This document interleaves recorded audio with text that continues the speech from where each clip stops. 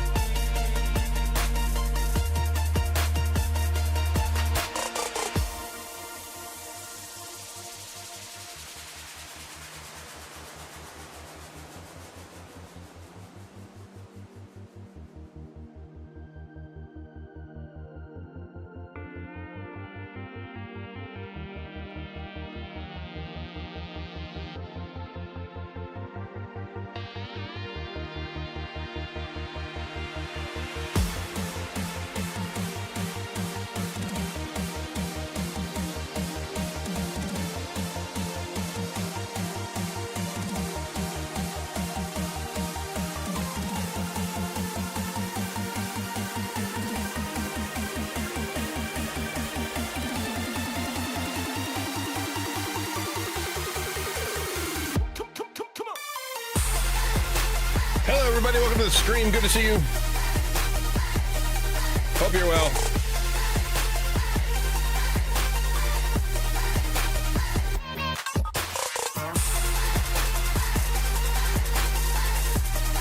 There we go. Forgot one step.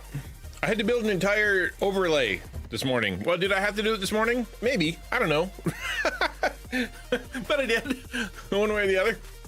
Good to see you guys. Hello, Zach, and hello, Ransom. Hi. Good to see you, Farrick. Hello, Blanco. Hey, Jones. Today's stream is going to be a little weird because we're gonna try something new. For one, we're gonna do a study, just a little bit of we're gonna study one of the books that I wrote, which is gonna be kind of interesting. Both folks said they might be okay with it. Second thing is that I'm gonna be slurring my words and I can't do the F's or the T's. S. I can do S, but yeah. Other than that, it's gonna be a little odd. So if I sound funny, it's because I'm missing a tooth. Quite an important one, in fact. One I use all the time and has deeply impacted my ability to eat everything fun. Everything. I can't chew with my front teeth, which is that's hot wings and that's it. I can't have hot wings or anything that requires chewing in the front. So now when I eat, I have to take a piece of whatever and I have to shove it all the way back. It was my favorite tooth. I used it all the time. You don't know what you got till it's gone, man. Your 7-year-old misses her 2 front teeth? Yeah. Yeah, it is a pain. Can't have corn. What couldn't I have the other day? I was trying to have something the other day, and it just wasn't flying. I was trying to, I wonder what it was, because I remember thinking, man, I didn't even know I used my tooth for that, but apparently no, I did. It's, yeah, so if you don't know what's happening, I've got, I had an infection up in my gum area, and that meant that I needed to get it checked out. It's a problem that I've had since I was 13 years old. Every decade or so, they have to, go into my mouth and rearrange things and give me a new cap or grind something off or do a root canal. I've had 2 of them. And so this time it was found a big pocket of yucky infection, and then they had to pull the whole tooth out. And because so much was gone, it had eaten away so much, there's nothing to stick a post on for it to be able to add a tooth. So this time they had to make a slurry of cadaver bones and then stick that into my mouth. And then now I have to wait 6 months to a year for it to turn into a thing. The only way it's gonna work is how am I gonna say this? The only way it's gonna work is if there's bone there. The bone takes a really long time to grow. That's what I'm trying to say. So c'est la vie. Thank you, appreciate it. Yeah, today we're going to be starting something a little bit different. We're going to be doing a study of my I think it's my first book, maybe one of my books, and it's called Art of the Christian Ninja, which is it should be fun. I hope it'll be fun. I got a new overlay that we can do, so that'll be fun. Yeah. Other than that, how was your weekend? What were you doing? We didn't do much. We got a dog. We ended up with a dog. If you've been following along, you saw that I have a little teeny tiny dog named Elliot now. Got that on a shelf somewhere? Yeah. I remember when I did the Kickstarter, it's really bad because I did the Kickstarter and the plan was do the Kickstarter so I could get some books so I can make a little bit of money after having written this thing. Well, I didn't math correctly apparently. And so the Kickstarter, all it did was pay for itself. Because I was giving away shirts and I had whatever level you were at, you got a shirt or you got a bookmark or whatever. And so all those needed to be printed and they all needed to be, put into sent off and all that stuff. And by the time all the shipping and everything was done, it came out to zero. I made no money, but it was fun. I learned how to do a Kickstarter.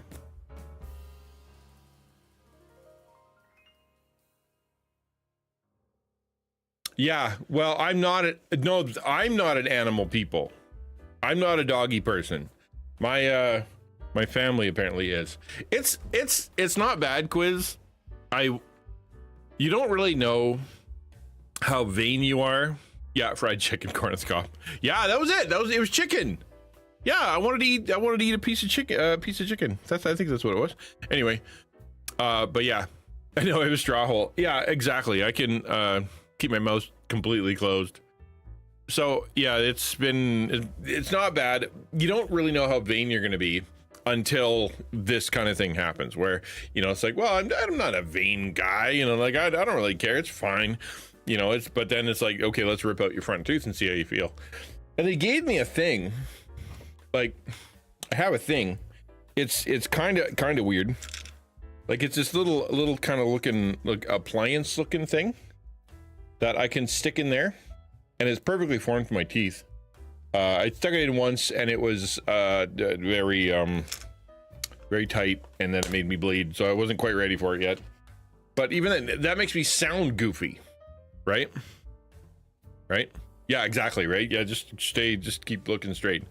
So it makes me sound goofy, which I don't like. And but it's, you know, what you gonna do? The thing is, this is gonna be a while. Like, I'm gonna go to the dentist in a week or so, and they're going to, like, I could pay a bunch of money for them to put in a fake tooth. You know, so that I can talk and all the rest of that stuff. But I still got to pull it out every time I eat, which I'm not looking forward to.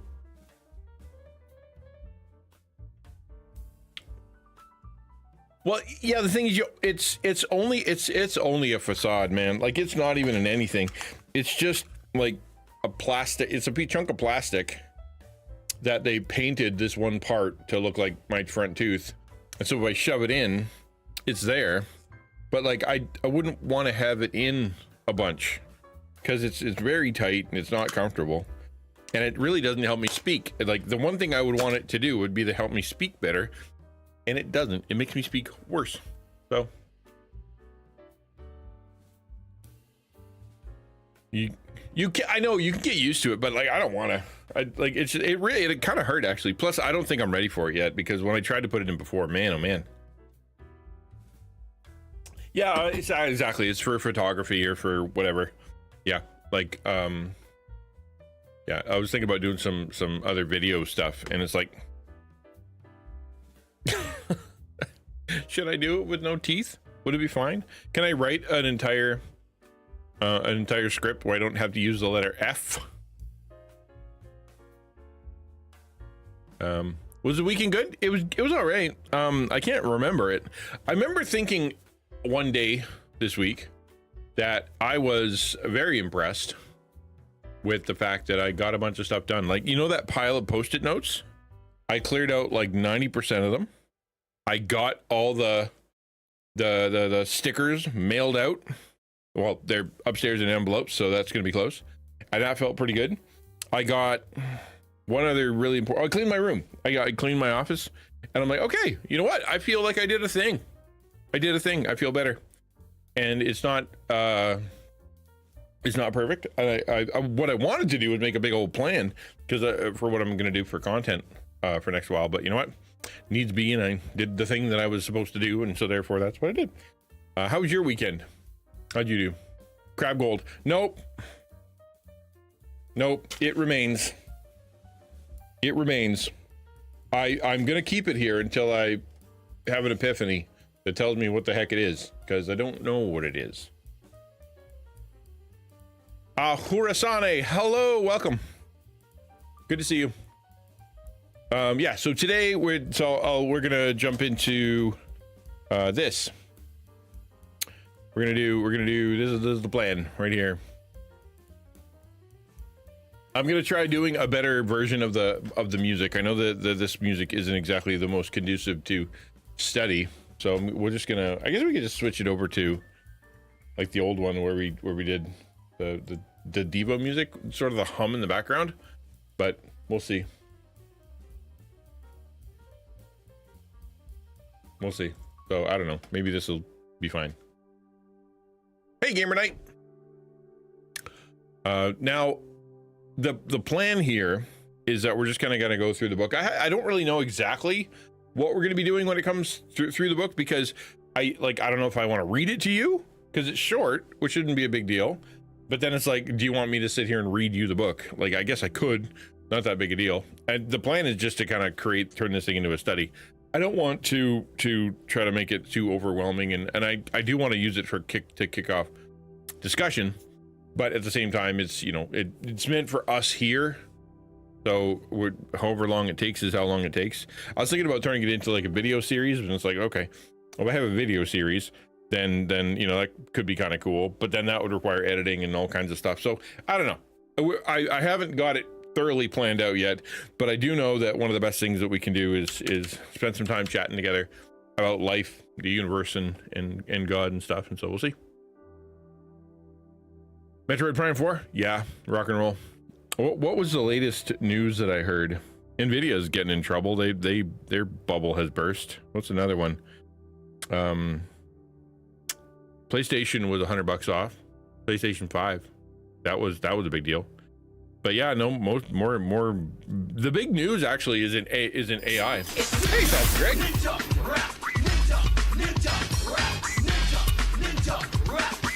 Thank you, appreciate that. Like the big news, like truly, is that they dump AI.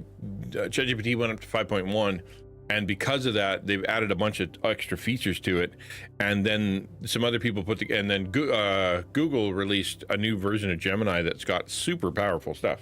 So I was thinking about talking about that, but at the same time, I know people really don't like the AI, and generally speaking, the people that I talk to don't really embrace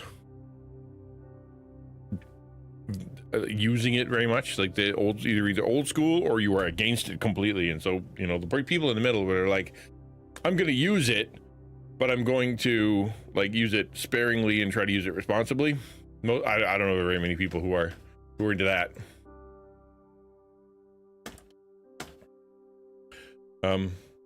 DJ said, actually been cleaning my room, and I never clean my room. Still have a floor though, and when I don't clean my room, it's mostly top of my drawers. So my desk that needs cleaning, called the hot spots. Call them hot spots.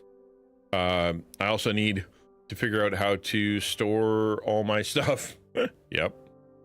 Might need to rent a storage room for stuff I don't need in my room, but there's never a room in my room. My weekend, it was relaxing. My mom went to her brother's house, and it's always relaxing without my mom. Oh yeah, totally, dude. I don't know, if you have too much stuff, sell or give away your stuff.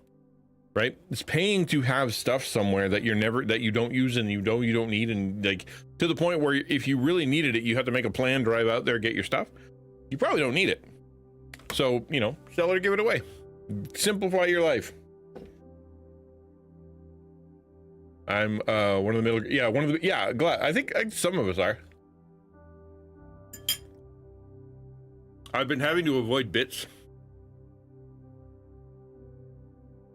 in my food, like pasta sauce and things like that, and because you don't want to get bits up in the little scar area. And so I've been having something that I grew up on, which is just pasta and ketchup. And I grew up and it was like, here's some pasta, there's some ketchup, and call that, you know, a side dish. And I'm like, man, I remember that being really good, and it is very good. Who needs pasta sauce when you got ketchup? Like any of the stuff that costs less to rebuy. Yeah, exactly. Cost to rebuy than it costs to rent a storage unit.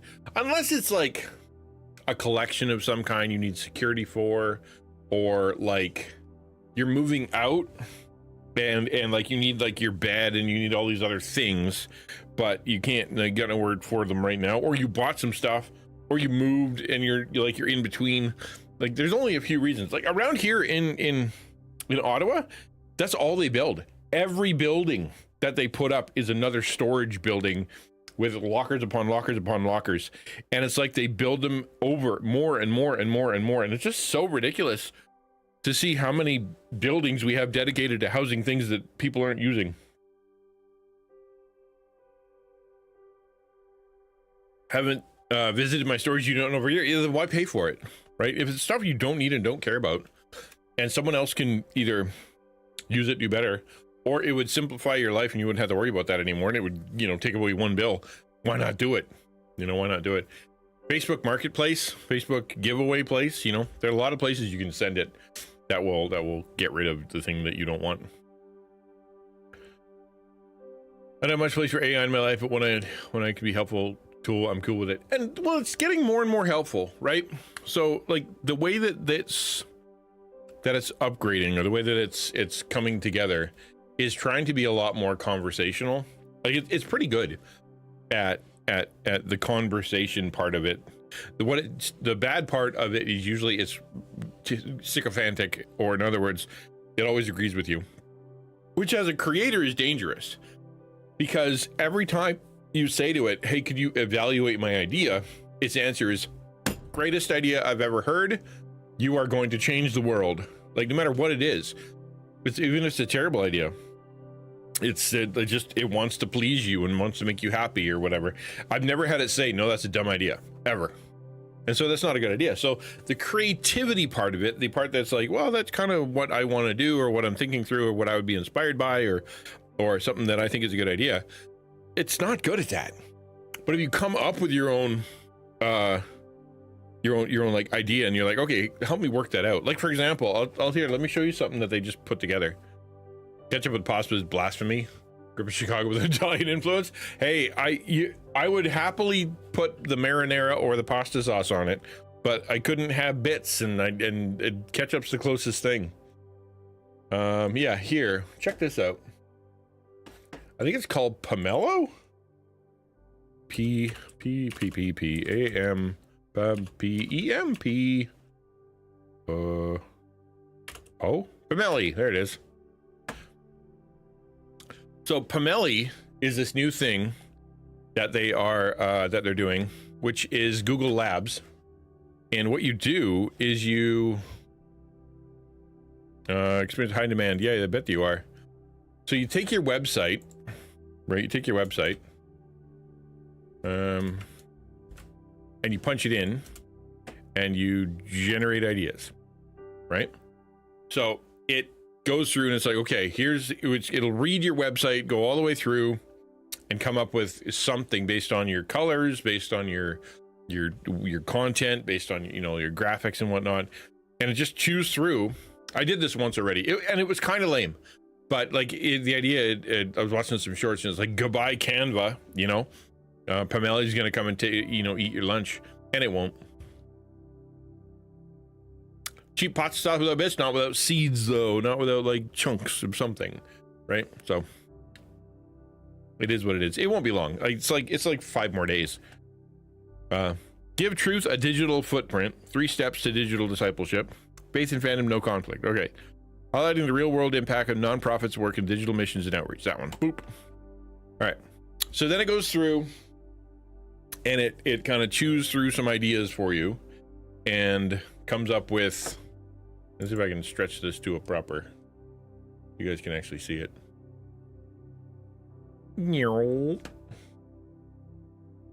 There. Ketchup on rice. Oh my word. I've never heard that before. That's probably good though. Rice is just a conduit for stuff. Place where people turn when they're lost. Many won't step into a church. They log in. So there you go. That's something. So your support transformed builds like, okay, that's a pretty good graphic, but I like this one. Boop. So you can change the text, change the header, change the description. It picks all the fonts for you, and then call to action, generate a call to action. Isn't pasta a bit? Chunk, cringe? You mean have bits? I don't know. I chew it and swallow it too fast. There you go. So it did that. It's Pomeli, and it's pretty good. Then you can, I don't know, it says fix your layout or download. Kind of cool. And then at least that's one thing, right? There you go. It's something I can now post. Where do I put it? I don't know. I don't know. I don't know what to do. But it's like, I thought the way it was described was, I thought it would be more like comprehensive. All I did was make me a little outline, which Canva does. Canva does that. So like, I don't know why it only gave me that. Is there like something I can do to There we go. Story, feed square, header description, call to action, image, beep, beep, beep, boop, generate. To me means hard, small stuff. Well, like anything that can get lodged in a scar, anything that's like could be stuck in there, like a seed or whatever. Yeah. Hey, sunshine. Automatic distinction in the brain. Some bits are okay and others aren't. Right, exactly. Yep, kind of. There you go. New front line is online. That's a good line. Fun digital missions. It is what it is. Anyway, so that's one cool thing that was there. I'm a bot. Fooled you. Yeah, everybody's a bot. All my friends, everybody, even ChatGPT is a bot.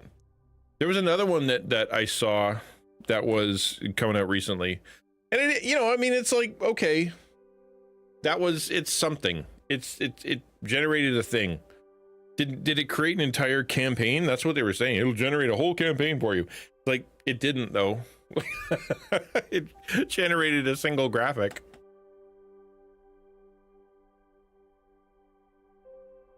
I remember the inconvenience trying to clean out bits after getting my wisdom teeth out. No, yeah, exactly, right? So what all I was told was, like, for a week I can't use, or like for a while, a week I guess, I can't use like a straw. I'm using a straw now because I think it'll be fine. But like this is the first time during the streams I used a straw, because I'll suck out the like the pressure can suck out the clot or whatever, and then living on pudding and pasta and whatnot, and trying to chew all the way in the back, and I'm not like having breaded things, although last night I broke down and I had some pizza, and I was cutting it up real small, and it had chili like red pepper flakes on it, and I like stick it in the back, and all of a sudden like wake up this morning and it hurts, which I assume means I spiced myself into my scar, and that was dumb. Hey, Slay. I remember the bits from losing a baby tooth. It was fun to play with the leftover dead nerve with my tongue. So when I first got this thing, I was 13 probably.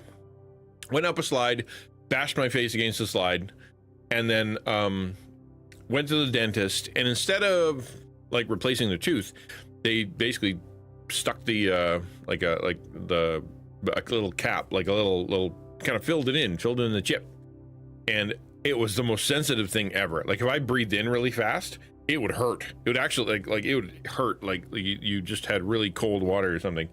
And so I lived with that for a long time. And then 18, they're like, okay, it's time for you to, now you got your teeth or whatever, and so let's change you to a cap. So I put the cap on, and then 10 years later, which should have been about 13 years ago, I went to, that math didn't work, but anyway, and then it ended up getting infection. I had to go get a bunch of stuff. They drilled it out, took the tooth, took the cap, drilled another one back in, I had a root canal, and then I had a second root canal 11 years ago, 12 years ago or whatever. And then now there's just nothing left. Like it was just a void, just big hole. And so they had to rebuild the bone. So now it is what it is. There's nothing I can do about it, and I'm not going to complain about it, right? According to the math, I'm 25. I was 13, and then I turned 18, and then 10 years later would have been 28. No, it lasted for a while, because it lasted until I was probably 30, 35. So yeah, it took a little while, and then it lasted another 10 years. So it was all good. I mean, a root canal is pretty serious. Like I remember when I was in the chair and they were drilling away, and it took him so long to kind of drill it down that they ended up stopping. He packed it full of cotton, and he's like, okay, come back tomorrow. You ran out of time. So I went home. I'm like, and he's like, had to come back the next day, and he kept going on the thing, and eventually he just kind of stuck a little piece of paper up there that had medicine on it, and then he closed it all up. It was, you do what you do. It sucks. It hurts right now, but it's not like super painful. I'm on like T3. You had 2 of them last year? Yeah. You're right. Yeah, I gotta get the math right. Okay, oh, we have a new emote, as long as we're doing announcements.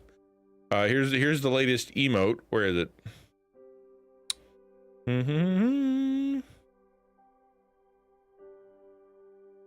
I need to find it. Where are you? There it is. This was requested a long time ago. It's the best I could do. It's just it says actually, if you can't read it, unfortunately it's the best I could do. I couldn't fit the word actually in properly, so what are you gonna do? Hashtag or exclamation point announcements. I don't have that. Actually is a long word for a very tiny thing. Yeah, time is relative, so it's whatever time you feel it is. Okay, that's the wrong button. How about this one? There we go. Hey, yo, good to see you, Saint Bear.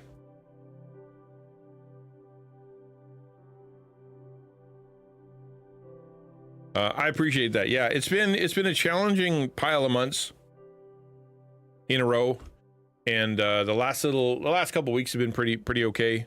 Had some drama. Anita's home, and when she came home, it wasn't the best time or like best experience because things were really screwed up paperwork wise. It was a whole thing, and so she came back and wasn't feeling super great. And then like 4 days ago, we got a dog because they wouldn't shut up about pestering me, and I'm like, I will not have anything to do with this dog other than to pet it on occasion. It is not mine, and if it ends up being mine, I'm going to give it away. And so they've been dealing with it and came with it. You know, it's got the crate and it's got the shots, and it's already came paper trained, so, or whatever, pad trained. So it's good. It's cute. He's very cute. You want to see a picture? I think I put a picture on in the Discord. So they're cute. Well, that's the thing, right? He's paper trained and he's very small. He's a toy poodle, so he's very small. So he's not gonna like leave giant things. He looks like Mr. Cool is what he looks like. He looks like Mr. Cool is his dad. Of your dog, they always pick the person that at least wants to. Yeah, exactly. Oh, it'll be your dog. Yeah.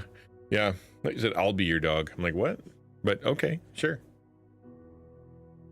Do not let the poop hide under the snow to smell it in spring. I agreed. Yeah. That's the thing. It's currently doing its business on the inside because it's still little, but I don't know how they're going to do the transition. Not my problem.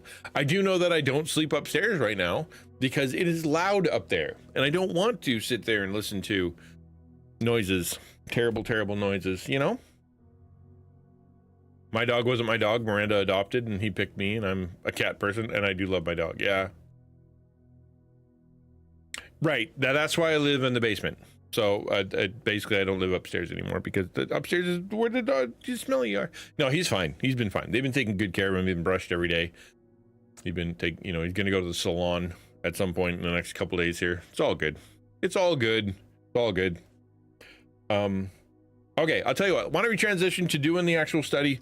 I'll pray for a minute, and then we'll get into it. And then we're going to talk a little bit about where this came from and ninja stuff. One of the things I heard a while back was, that when I talked to somebody about my new book, they're like, I can't believe you do ninjas. That's the worst possible thing you could choose for a Christian. Don't you know how horrible they are? I'm like, did you read the first 3 pages? That's kind of the whole point. And it's not replace clean near. Yeah. And it could be expensive, right? If you're changing it all the time. Very drippy. Gross. All right, I'm gonna pray real quick.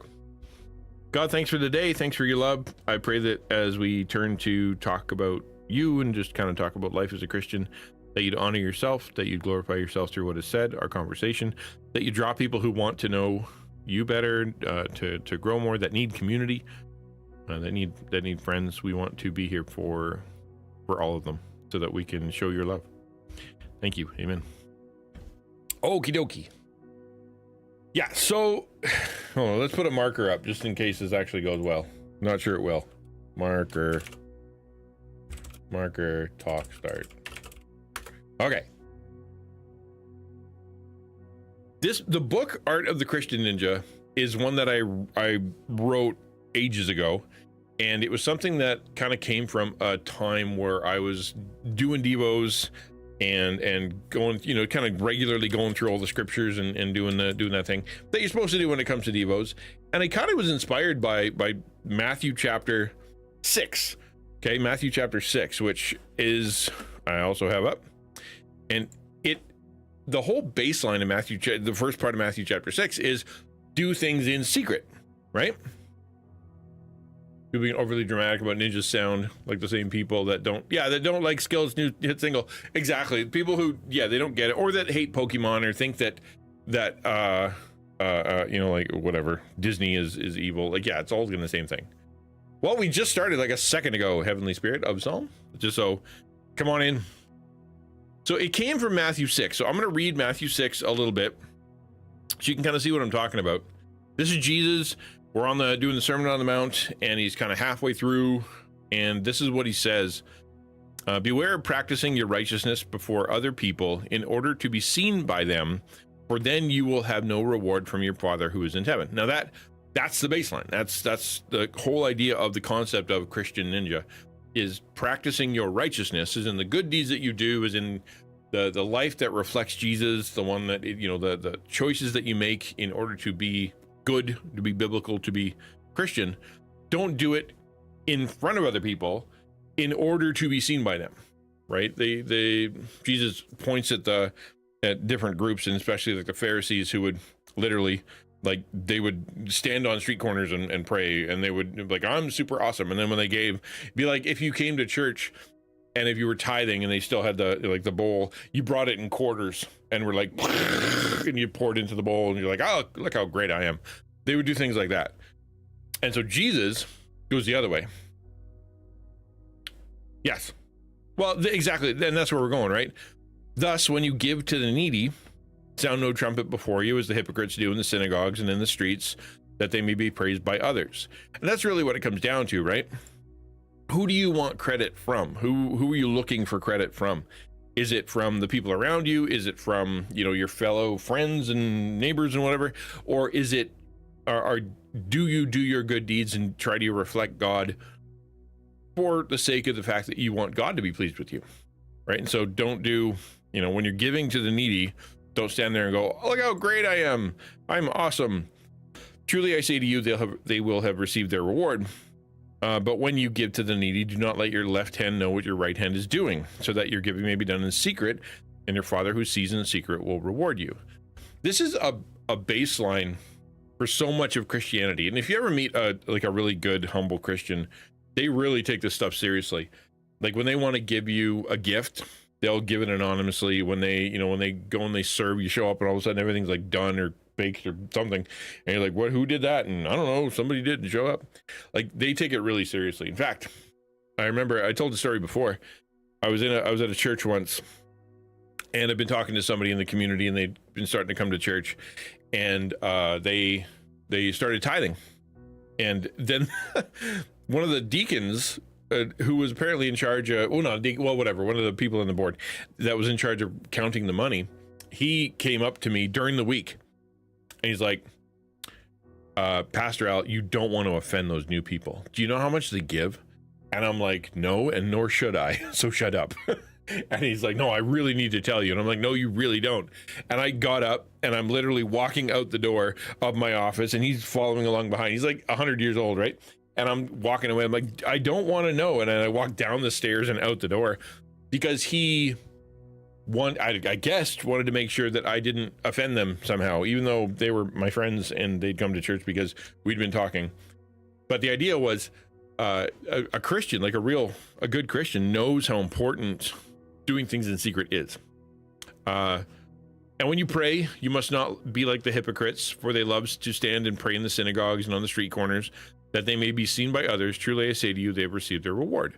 But when you pray, go to your room and shut the door and pray to your Father who is in secret, right? There's another thing. When you do your spiritual development, when you have your relationship with God, when you're spending time, kind of focusing on him, you're not doing it for display. And this is something a lot of Christians, pastors too, struggle with, because you get busy and then you don't realize it. You kind of slip into it. You don't notice that when you pray, it's always at small group in front of people. It's always at church in front of people. It's always, because of, you're leading something, or you're at grace, or you're doing something. And when it comes to time that you spend only with God, it's actually, you're not doing it because you're busy. And so all of your prayer time, all of your spiritual development time, that time that you're kind of talking to God, you are doing it on display for others. And that's not to say don't do that. That is to say, don't only do that, right? Same, but it reminds me of challenging what we mean by winning. Recently, I've been seeing a lot of about how Christians should be winners and not losers. But is winning gaining influence, platform, praise, renown, recognition, success? That's what we say winning is. Then we shouldn't be surprised when new Christians aren't very good ninjas. Yeah, I don't know, right? Like, I don't know what that term would mean. Like, you'd have to define it really, really well, especially considering the way that Jesus describes his kingdom, right? The way that he describes his kingdom is that we are servants of all, right? We elevate others. We let others go first. We choose to be second. We are in submission to God, right? We let others have their way. We like that. That's throughout the whole scriptures when it comes to how you're supposed to be a Christian. Like, for example, the way that Paul talks about eating with others, right? There was a big problem in one of the churches where there was meat that was sacrificed to idols at the temple. It was like this meat was sacrificed to demons, and there were some Christians who were like, yeah, well, it's just meat. And there were other Christians that were like, I cannot handle that. My conscience is screaming. I can't go and eat meat that I know literally was sacrificed to an idol. Not doing it. And so the question was, when it came to the Christian, you have two choices, right? You have the Christian that has sort of more freedom, more understanding, more maturity. That is like, it's just meat, man. Just go eat it. And the other one that their conscience is screaming out of them, but that this is a terrible thing to do. What should we do? Well, I wonder if the world might say, well, educate them, make them do it, because that way they'll get over it and they'll realize it's not a big deal. Actually, the Bible says do the opposite. The Bible says, whoever the weakest conscience is in the room, go by that. You don't want to teach somebody how to ignore their conscience. So whatever the weakest conscience is in the room, go with that. If Paul, he says, when being a missionary, I would be all things to all people. And that wasn't that he was being manipulative or he was trying to be sneaky. What he was saying was, when I go to the Jews, I want to be able to talk about Jesus, and anything that gets in the way of that, I'm going to get rid of. So if I have to, cut my hair a certain way, or if I have to go and be in a certain place, or I have to go give a certain thing at the temple or whatever, I'm going to do that, because they can't hear me talk about Jesus if I don't do this, this, and this. Same thing if I go to the Greeks, right? And I'm going to take away whatever's distracting so they can hear me talk about Jesus. That's submissive. What is a winner if every time you go somewhere, you're always thinking, well, how can I elevate them? How can I make them feel better? How can I make them do better? How can I make them more comfortable? How can I serve them? How can I be hospitable to them, right? By the world's success, you will be subordinate. You'll always be subordinate. And is that winning if you're always subordinate? God's upside down kingdom, that's what you're supposed to be, but it's not like, I don't think that's the way the world would define winning. If you want a God who will make you a winner in the world and assert all your rights, then Jesus is not the God for you. Yeah, this is broken, love-barren world. In this broken, love-barren world of win-lose, following Jesus often means losing. Often means coming in last. Loving others means serving them. It means it certainly meant that for Jesus himself. Exactly. That's exactly right. Exactly right. Yeah, I don't know what that would be. And it ties into what we're talking about, right? When you do what you do spiritually, whether it be practicing or whether it be the private, like spiritual maturity stuff, it's not meant to give you credit. right? Someone should be able to look at that action you did or the character of your life and go, what's going on over there? What, something's different, and not really know. Because if it was like, well, we know it's him because he's always giving stuff and he's always talking about how generous and wonderful he is, you know, who gets credit? Well, that guy. A Christian wants Jesus to get the credit, so that the person will show up and all of a sudden they've got a thing in their hand, like, where'd that come from? That solved my problem. Thanks, God. You know, that's the goal, you know, that the person goes, hey, thanks, God. Which makes streaming inherently a challenging form of ministry. It is. Streaming, in content creation, and especially, you know, like I was looking at TikTok recently, kind of get my head wrapped around what it means to be, you know, good at TikTok or whatever. And so much of it is self-focused and self-promotion and trying to take from others and take their ideas and take their creativity and whatever, and kind of stack on top of it instead of having your own stuff. It also means that you are consistently comparing yourself to other people. Like you're going, okay, how am I compared to, you know, other creators? How am I compared to what the algorithm is? How much am I compared to, like on YouTube? Am I at 1,000 subs yet so I can get XYZ? The numbers are always ever present, and they're always up your nose with, you know, like, this is, you need to make these better. And then like a brand or something will come to you, be like, hey, we think you're cool. And that puffs up your ego. So you're promoting a brand that isn't God, that isn't Jesus, you know, and so you're using the influence that you said you were going to be doing for Christ and for the Bible and for, you know, the Christian faith, or just, you know, a good community.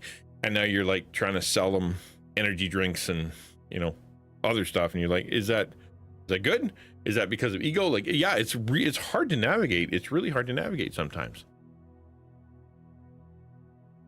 Which is why the baseline of what I say, and this is, if I give one piece of advice to any content creator, it is this: you have to see what you do as a service to others, right?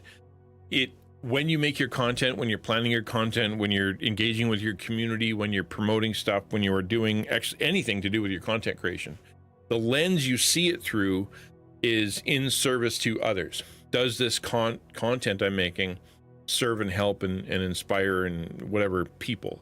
When I promote this thing, am I promoting myself, or am I promoting a thing that I think is going to help people or connect people or whatever, something positive? You know, when I create this, do this partnership, is this partnership something that is going to help people and grow people and make them better? And like, that's what I'm pointing them to. Because anytime it comes to you, right, just straight to you and then nothing else, I think it's probably something that you should reconsider. Yes, you as creator are going to be a focal point. Can't help it, right? You can't help it because they're coming to see you. Where do you go? Well, I go to XYZ's channel. But why are you going to that channel? Oh, it's because they're really good at, you know, or I really feel really good about, you know, like, because what they offer is of value, as opposed to they're a cool person, right? I think that's the key, is seeing everything as an act of service. Right at the beginning, big part of the premise was them saying, like, you're just doing this for praise. You're addicted to helping people because you like that they love you for helping. And she's like, yeah, is that so wrong? Who would do any of this if they weren't getting praise for it? I mean, God knows. Oh, that's the Wicked movie. God knows we're motivated by stuff, motivated by praise, motivated by like accolades. And you can see that all the way through scripture, right? You can see them as people give, they are rewarded with comfort, with stuff, with influence, with you know, the an elevated position, or they get treasure in heaven, or they get, you know, like spiritual gifts. Here's your spiritual gift, so that, and then when you're exercising that gift, you get to feel good about it and you get to feel fulfilled. And then, you know, like you're partnering with God, and like all those feelings are good feelings. That's how we're motivated, which is what makes it dangerous, right? It's what makes it dangerous, because you end up getting real close to, this is about me, This is about, you know, like I do this for my own pleasure, as opposed to doing this good thing for others that honors God brings me pleasure. Those are not the same thing, but they're very close. Yeah. So I mean, and we are talking about the same thing. This idea of why we do what we do, right? And this is when you look at the people who are here, the hypocrites he talks about.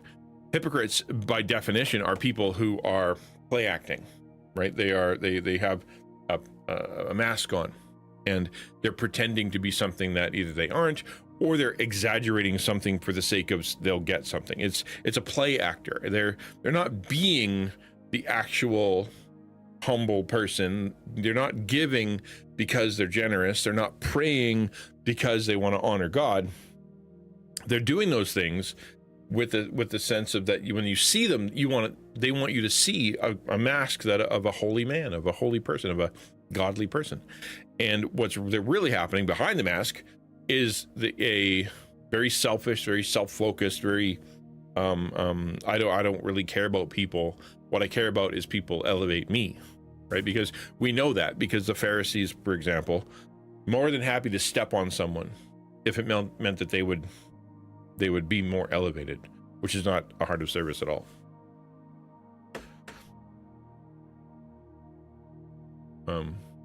Okay.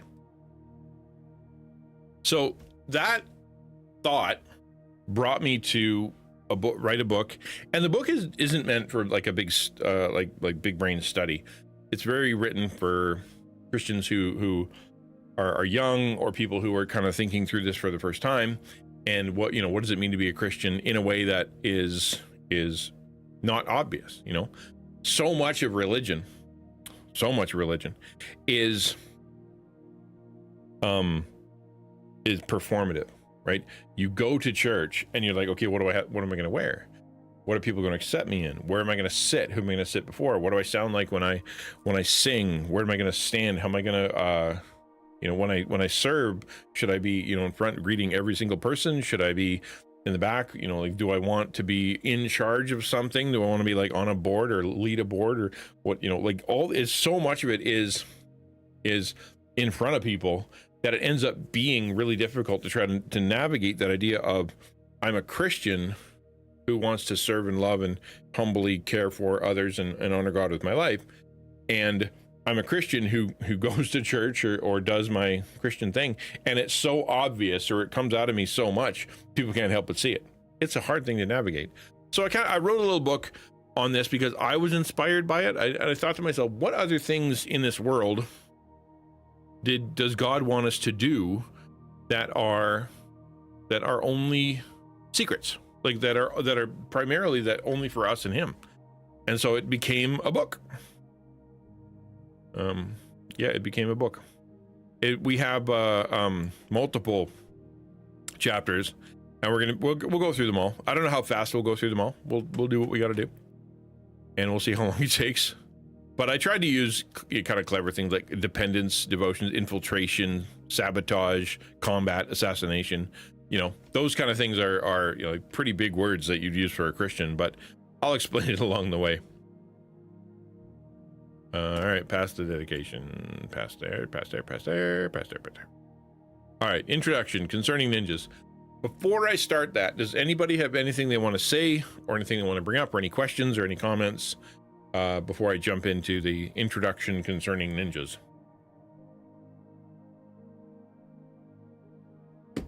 I'll have another bite of ketchup covered pasta.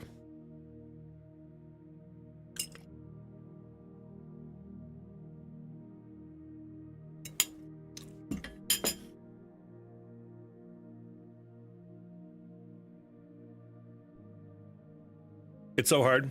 I've definitely wrestled with this. I've had times where I've spent a bunch of time working on things behind the scenes, just wishing, like, wouldn't it be nice if people knew?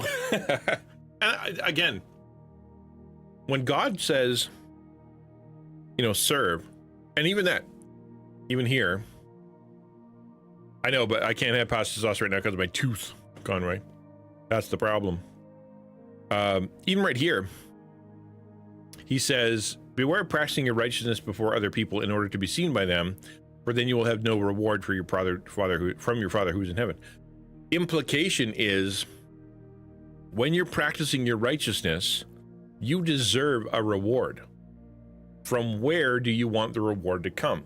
So wouldn't it be nice if people knew that part of, and again, I'm not climbing down your throat or anything, I'm just kind of, that idea is, I want reward for this, I want affirmation for this, I want acclamation for this, I want people to tell me I'm doing a good job, or to see it, or to know, or whatever. The argument that Jesus is making is that's actually happening, but it's better that the accolades and the attention and the someone who knows is God, because the pray and your Father who's in secret will reward you. That's the idea. You will get rewarded. Someone is seeing, someone does know, someone will be bringing you just desserts from your service that nobody else sees. It's not that you're being asked to do it with nobody, where nobody can see it ever and nobody will ever know. What you're being told is, don't shortchange yourself trying to get, praise or whatever out of people if you can get it from, God himself. It's just hard though, especially when you see other people getting acknowledgement for the things they're doing. I think it's also hard if you're talented. Yeah, you can definitely feel the flesh. I think it's even harder if you're talented, like if you're good at something. You're a really good singer, or you're a really good administrator, you're a good organizer, you're a good leader, you're a good artist, whatever it is, you're good at. Because naturally, as you do your thing, people are going to want to see it. People are going to want to be part of it. People are going to want to explore how they can get to know you better, and how they can understand you, and how they can listen to you more, and kind of give you attention and elevate you to, be on stage and things like that. It's because you're good at it. And humans, we want to idolize, and we want to elevate, and we want to bring people forward. And sometimes, God does raise up people to stand on stages. And sometimes he raises up people that have an exceedingly and abundantly great pile of gifting in some area. And that's by his design, to give them a specific job. Think of Esther, right? Esther's a great example. I tend to use her because her gift, what got her where she needed to be, was how good looking she was, right? It was a natural gift that God gave her. She didn't develop, right? She didn't I'm going to be super pretty. Like, it doesn't work that way. She was just built different. And because she was built different, she got herself into a position where she was able to have influence that nobody else did. There'll be people who are good at music and good at speaking and good at all kinds of stuff, that because of their excellence, they will be elevated in human society. And they're going to have a harder time trying to figure out how to navigate that. How do I do this for God's glory, not mine? How do I do this so that I point towards him, but not me? How does that work without looking like a hypocrite, where, I don't know, I'm not saying this has happened, but you got some people with yay, you sang good. And the person's like, don't clap for me. Let's clap for Jesus. Let's clap for Jesus. And part of me is like, yeah, kind of. But part of me is also like, well, they're affirming you and that you did a good job. You can say thank you. Right. But then maybe in their head, they're trying to point people to Jesus. I don't know. It's hard to know, because a lot of people perform their faith, and it's hard to know which one they're doing.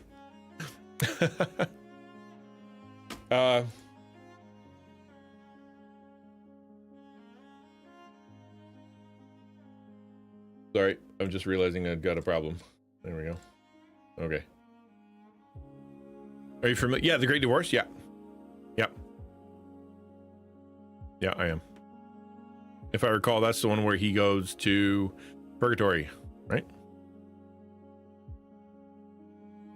Fictional explanation. What if someone go to a tour of heaven, basically, and that there is a moment where this person is walking and there's a whole parade of people are praising and encouraging her. Yeah, I remember that. Yeah, it was always an intermediate place for me, because there always seemed like there was another spot. But yeah. And then I asked the guide, who's she? And the line is stuck with me for a long time. Is it? I whispered to my guide. Not at all, said he. It's someone you'll never have heard of. Her name on Earth was Sarah Smith, and she lived at Golden Green. She seems to be, well, a person of a particular importance. She's one of the great ones. You have heard that fame in this country and fame on Earth are two quite different things. Yes, definitely, dude. And I think that's a very good point. That's the treasures in heaven kind of idea, for sure. Hey, that sounds great, Conroy. Good for you. That's really good. That's not bad. Okay, let's go a little further. In this book, it's illustrated, which I love. An awesome artist named Martin Mertonen, who had a really cool style, and I'm like, yeah, dude, lend me your style. It looks really neat. I like it.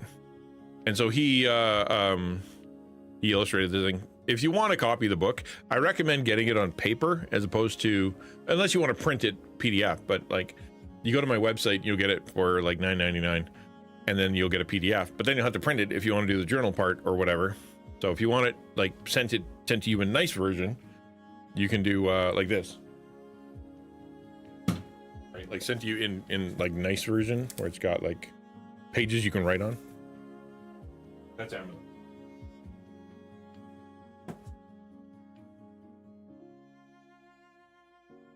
Exclamation point book, actually.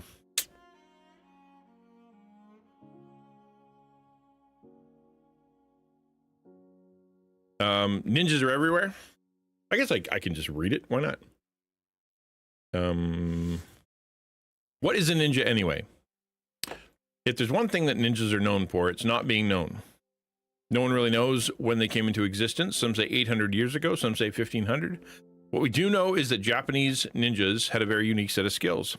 Stealthy as night, fierce in battle, cunning in preparation, and ruthless in execution. They were the mercenary super spies of their day.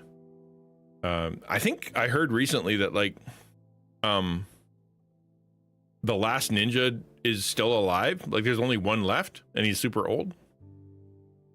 During the time of the ninjas, Japan was experiencing a lot of war. Various families were trying to take control of the land for themselves. When a family needed something special done, they would employ the services of a ninja. It was their job to sneak into a rival family's household, find out their weaknesses, sabotage what they were doing, spread misinformation, set the castle on fire, assassinate the leaders, and then get out quickly and quietly. And they were good at it. They were so good at it that ninjas became the most feared people in the land. Stories of their powers became legendary. They were so good at hiding that some of them thought they could become invisible through magic. They were so mysterious in their escapes that some of them thought they could run across water like a bug. They used their environment so well that it was thought that they could bend fire, earth, and water and air to their will. They were so deadly in hand-to-hand combat that many believed them to be immortal. Ninja training. Why were they so good? Because they trained long and hard. A family of ninjas would begin training their children from the time they could walk. They would learn martial arts, wilderness survival skills, swimming, silent movement, long-distance running, medicine, practice chemistry to make poisons and explosives. A good ninja was also a master of disguise. They wouldn't just train to be a ninja full-time, but were also expected to have basic knowledge of many other professions so they could blend in. Your cook could be a ninja, or the man who fixes your shoes. The gardener planting your seeds or the carpenter working on your roof of your house may have been sneaking into the king's bedroom the night before. Their skill and camouflage was so convincing that people thought that ninjas could turn themselves into rocks, trees, and plants. A trained ninja could curl into a ball and stay so still that people would walk right by thinking it was just a large stone. Ninjas are cool, man. I like ninjas. Ninjas are cool. Ninja tech. Like any modern spy, ninjas had some pretty cool equipment. They had ropes with grappling hooks to climb walls and swing across moats. They wore spikes on their hands and feet to use as weapons or to climb trees quickly. Some even carried rocket-propelled arrows and collapsible ladders. Some historians believe ninjas used hang gliders to fly into enemy territory. And gadgets. They didn't have electronic spy cameras and listening devices like we do today, but they did have something called a Seato Hikagane, which was a cup they would press against walls to hear what was being said on the other side. They'd created a set of wooden shoes called Muzigomo that allowed them to run across marshy places. They even inflated animal skins like balloons and used them to breathe underwater for long periods of time. When it came to weapons, ninjas had a lot of options. Their favorite was the katana blade, a 60 centimeter viciously sharp curved steel sword. with a two-handed grip for effective slicing. They also had a large selection of blow darts, throwing stars, arrows, chains, grenades, smoke bombs, spikes, acid spraying tubes, blinding powder, even sharp cat-like metal claws they wore on their fingers. Some even flew kites in order to send secret messages or drop bombs. Ninjas are cool. These are some pretty intense characters. Are you starting to wonder how we could possibly learn anything about being Christian from a ninja? God doesn't want us dressing in God doesn't want us dressing in black masks and hang gliding over walls with metal claws on our fingers, does he? Probably not, though it would be cool if he did. But that doesn't mean that we can't learn from them. In fact, there are some places in the Bible that sound very ninja. And we just covered that. Matthew chapter 6, 1-4. We just talked about that, right? Jesus says that the good things we do shouldn't be done to be seen by others, but done in secret. Ninjas love doing things in secret. Jesus says when we help people, we should do it quietly. Ninjas love doing things quietly. Jesus said that we should be sneaky about how we give to the needy. Now that's ninja talk. There are a lot of great books that concentrate on helping Christians live their faith in public. They help us know where to go to spread the love of Jesus, or how to be a leader, teacher, or missionary. We're often encouraged to get off the couch and join a small group so we can be with other believers. This isn't that kind of book. I absolutely agree that we need to be sharing our faith, influencing the world, and doing good, but this book isn't written to help you be a Christian in public, but one in private. We're not going to concentrate on what you need to look like, but who you are when no one is around. You, like a ninja in training, are going to learn some necessary skills to live life as a ninja. Are you ready to begin your training? All right. So each of the chapters actually has like a meditation or like an idea, and then you get some paper to work with, right? Be able to kind of write this stuff down. And so I figured it might be fun or interesting if we went through these together. Anybody who's still listening and curious about, what your go through these consider and reflect questions. So number one, what is the most interesting thing you learned about ninjas in the introduction? Does it stir your soul? So does anybody have anything that they thought was really interesting about ninjas from the introduction? Look at me conducting a small group. Harder to do on the internet. Especially since y'all have to type. Chemistry skills, right? Yeah. It's my favorite thing is the kite, where they will make a bomb or whatever, and they'll put a kite over a wall or whatever, and then pull and then drop the bomb. It's just crazy, man. I think it's awesome. Yeah, chemistry skills, man.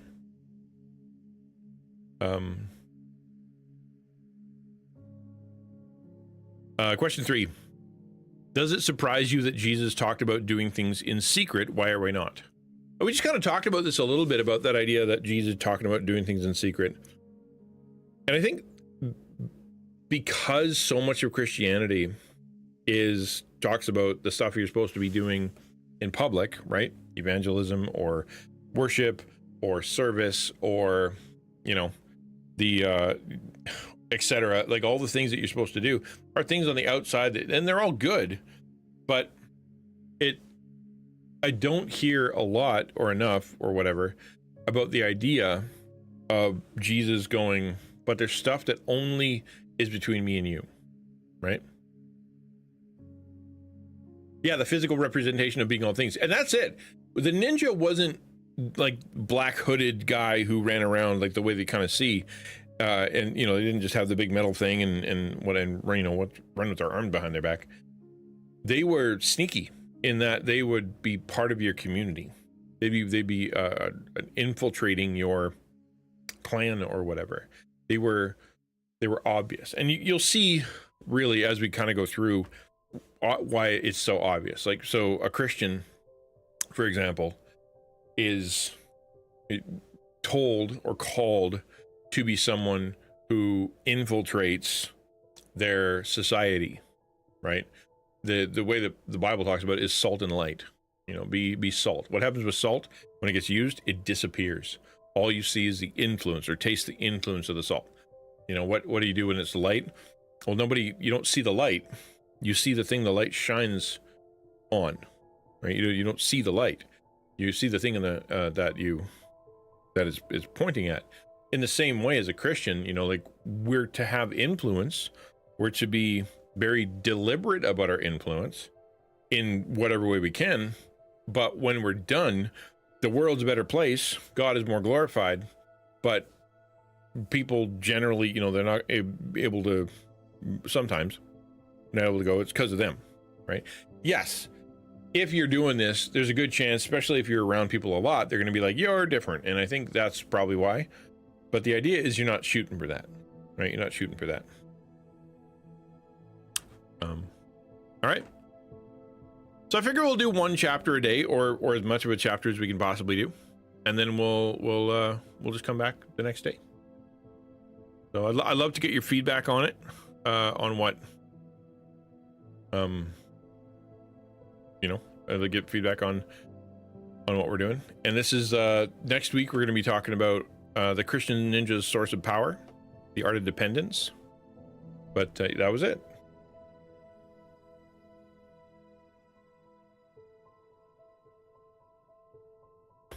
Okay, anybody who wants to say anything, you totally can.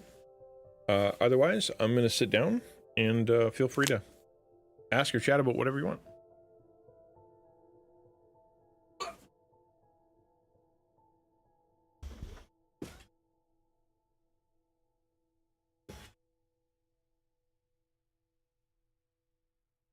Been listening while I was at work. I enjoyed it, and it gave me stuff to think about.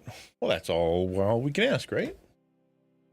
The important, I think, the thing to really walk away with in this, to me anyway, is to, like, just up from this week, is to think, what in my life right now is the thing I do as a person of faith that nobody else sees? Nobody else sees. Right? What's the thing that you do, or the things that you do that are actively done in secret? And I think that's one of the most important parts of processing it, is that idea of you are doing it on purpose in secret. This is something that you like, you could do in public. Like, I could do this at the library, I could go do this in the coffee shop or whatever, but you're like, no, I'm going to do this in my room with the door closed. Or you know, when I volunteer, I specifically volunteered to do something that I knew that other people didn't want to do, and that when I show up, you know, I do the thing, and then I'm gone, and then nobody knows what happened. Like, whether it be baking all the squares, or doing all the dishes afterwards, or setting up the chairs, or, you know, doing the financial side of things where you're up 12 hours at night trying to figure out how to do all the math, and nobody sees that kind of stuff. Like, choosing to do that on purpose.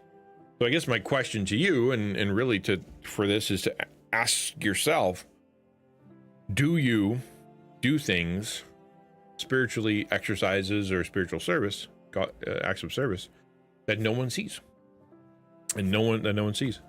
I'm sitting there like, does anybody want to share what they do? And part of me is like, well, they're like, no, I don't want to do that. That's kind of the whole point. But I'm also like, but we don't know who you are. You're behind a username, so we couldn't find you if we wanted to. But yeah, there's so many things that can be done. I know for me, I have my journal here, and that's what I where I go do my divas and whatnot. And the door is usually pretty shut, but inevitably I'll have someone come in and take a look at me. You know, they're like, oh, you're doing divas, right? Now, do I do it because I want to be seen? No, but you know, but at the same time, does it not count if it's seen? No, that's not how that works.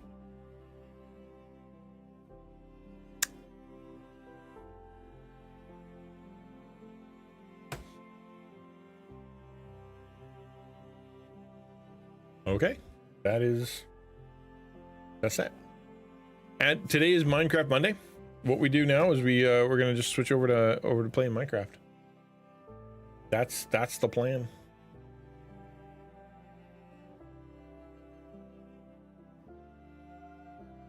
More done than talked about. Yeah, a lot. Well, talk about, you know, study versus activity.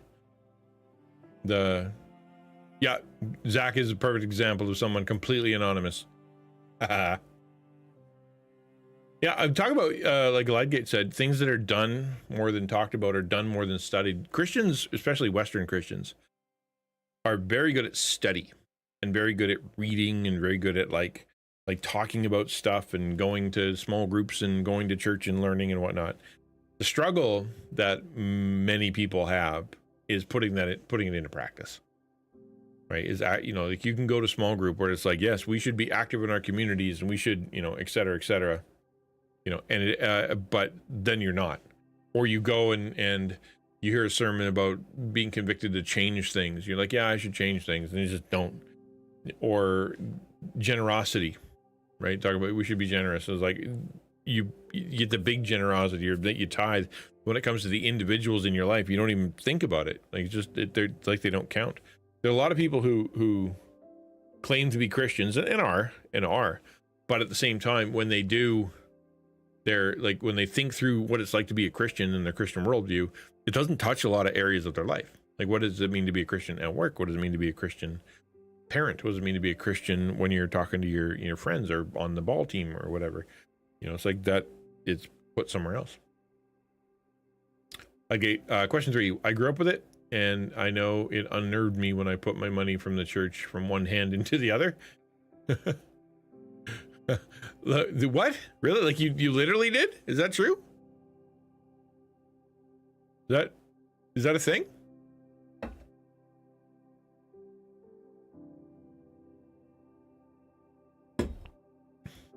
Well, Lightgate makes a good point, right? Is that the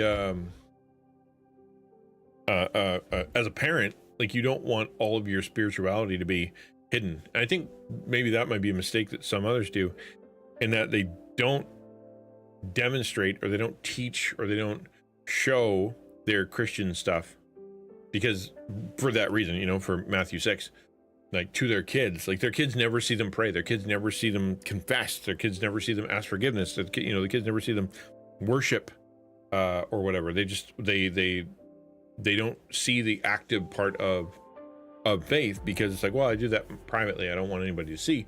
Well, your kids though, and the people that you're trying to mentor, right, they need to be able to see and demonstrate and be part of what it means to pray, right? That's why so many kids, or so many, you know, that grow up, the only prayer they've ever heard is grace. And so when they, you know, they're like, okay, I'm gonna go pray for, you know, whatever, they just like, all I know is thank you for the food, thank you for the day, you know, please bless my parents, amen, kind of thing. And it's like the idea of adoration, confession, thanksgiving, supplication, you know, that kind of stuff is foreign to them because they've never seen it, right? Never seen it. My hands got sweaty. I put the coins in the other hand, or when dressing, get the jacket off, or something similar. Oh, interesting. It's super interesting. That's my question. Doing it in front of other people to see you living that out. And that's, it depends on the people, depends on the purpose, right? Like your kids, they should see you pray, and they should see you confess, and they should see you study, you know, and whatnot, totally, you know, to show that you have an active faith and to show that that's what an active faith looks like. But you don't do it to show off to your kids, right? You do it because it's a natural part of your life, and you're inviting them into that part of your, you know, your faith experience. For me, like I talk about it all the time, and you know, that maybe we should this, maybe we should, you know, pray, we should, you know, it's hard to, because my kids are adults, they have their own cars, so I can't make them go places. You have to come to church. I can make them come to church, you know, but right now I can't make them do anything because they're all adults. But they are, I do try to make sure that I, you know, demonstrate and show. They've seen so many miracles in my life of God's provision that they, you know, they're like, yeah, obviously God's doing stuff here, you know. And then that's why I'm able to say, knowing that God's doing stuff and knowing that we will live under his grace, consider what you're doing right now and how you're living, and whether or not that reflects the life you want and the life that you want God to bless. Because for them, they've seen it.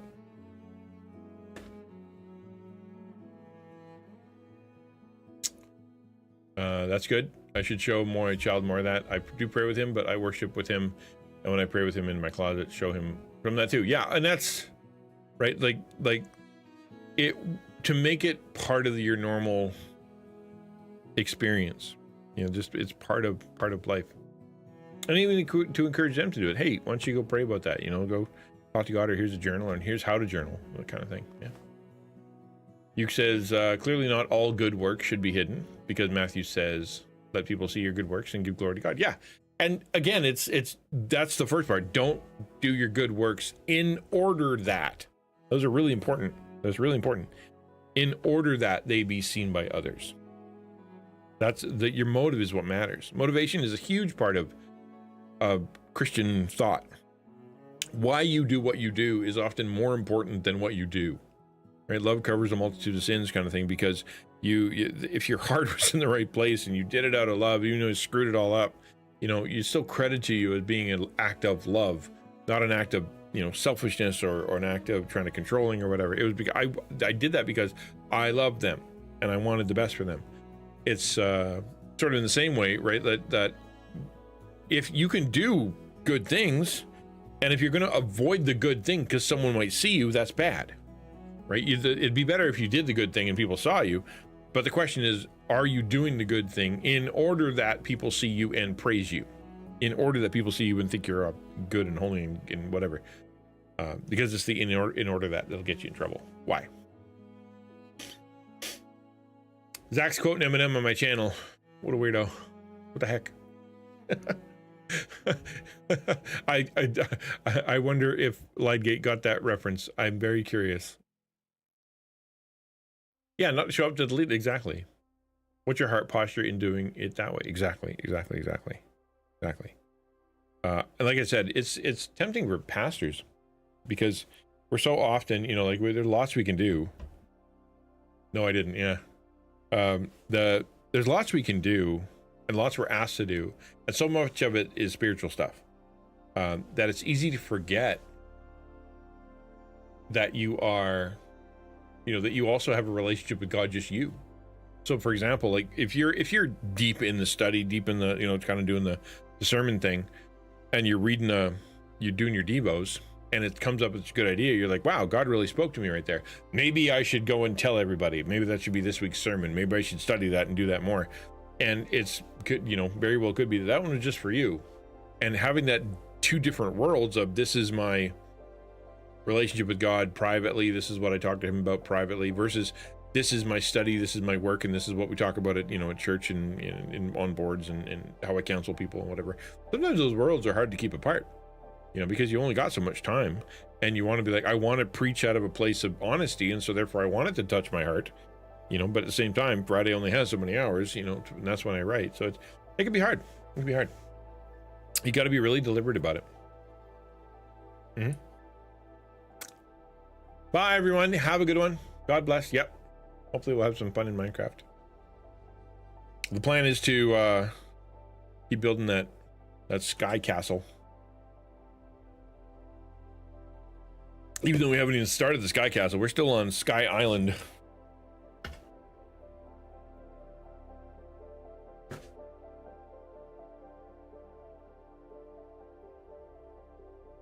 Let's fire that up.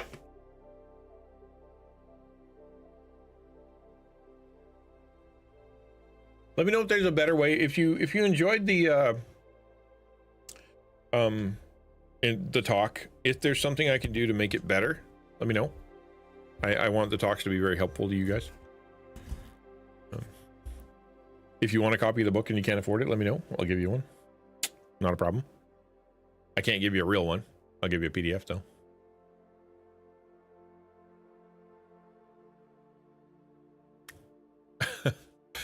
You know what's funny? I am right now really enjoying Where Winds Meet. I'm gonna sit in that game for a little while, and we're gonna play that a little bit on stream. It's pretty neat. It's a pretty neat, very pretty. Like the dungeon crawls are really, really cool looking.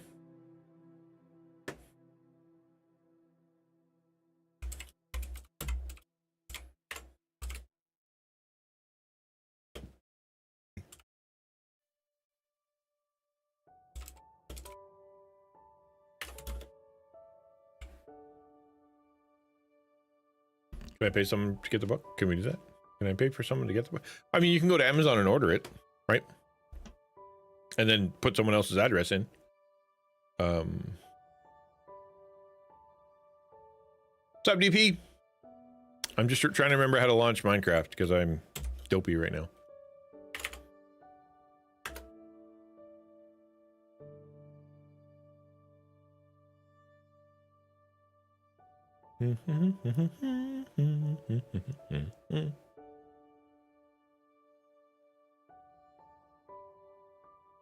Yeah, thank you. I figured it out.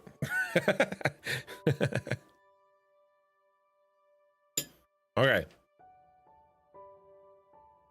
To the Minecraft.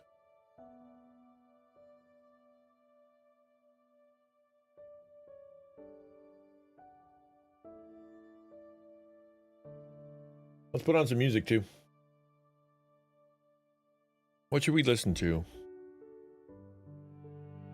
I don't mind royalty-free jazz. This lo-fi jazz is actually pretty good.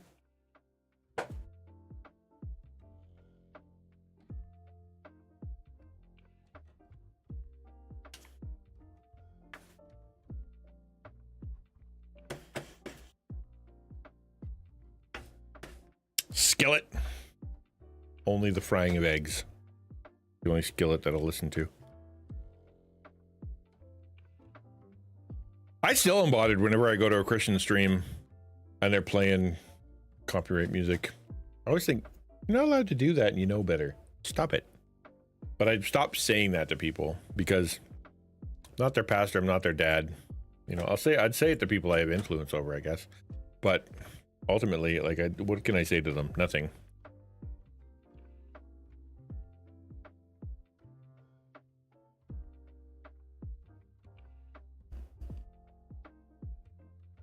Well, yeah, but that's like saying I shot somebody, but it's okay. I buried the body and nobody knew who they were.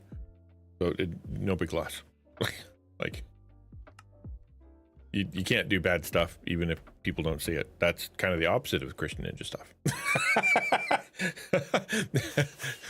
Don't do bad things in the hopes that nobody sees them.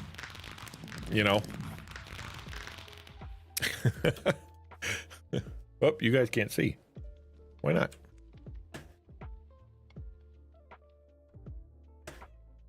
Ta-da! All right, always nighttime and usually raining when I jump onto any given server.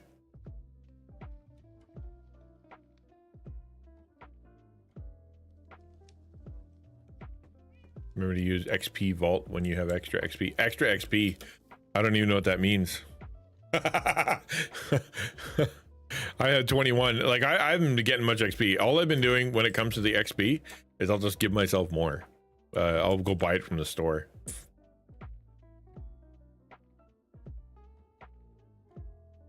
Yeah, this is same Minecraft server. We had to move a few things around, but ultimately, yep, it's the same one. Cookie Skillet? Where they play K-pop? I love me some K-pop, dude. I am a huge fan of the K-pop. All right, that looks pretty good.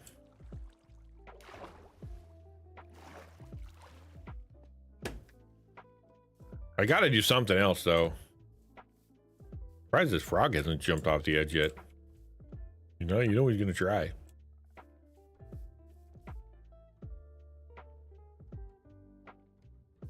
He's now craving cookies. I love cookies. Who doesn't love cookies? Okay, so trying to figure out what I can do here. Maybe I should add some more like cobble. Have not figured this thing out yet.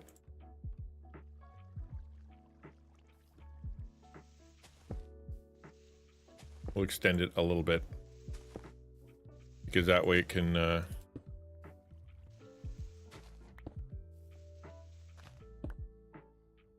maybe.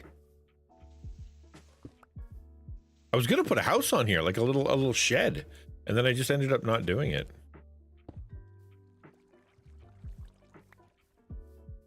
Crossing jump very high. Can't fence them in unless you make it very high. 8 blocks? Yeah, I'm not having an 8-block fence on my land here. Whoops. Running out of the mossy cobblestone.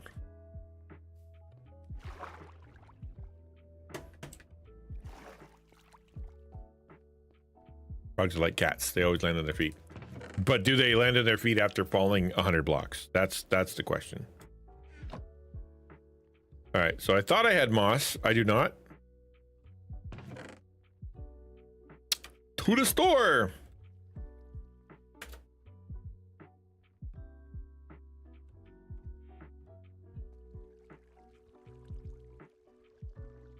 Okay, cool.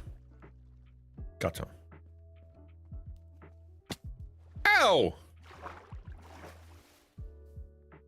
I wasn't looking. I just thought I'd land in the water. And I landed on the only square. The 100 block doesn't matter if they land on their feet or not. Exactly, that's what I'm saying.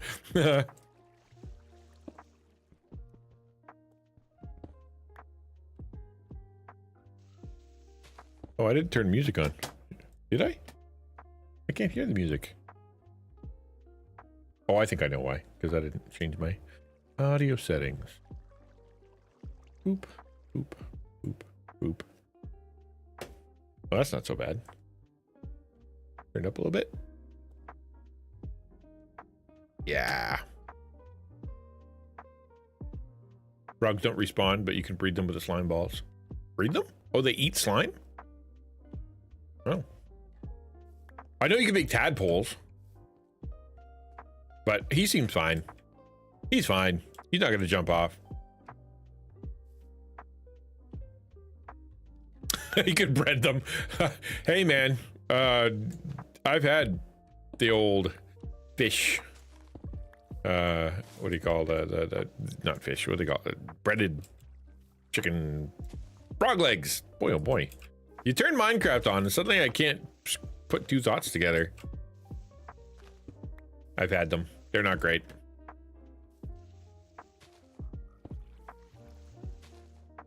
They're really bony and gross, actually, where I was. They want to go in low carb, very difficult. Yeah, low carb's hard.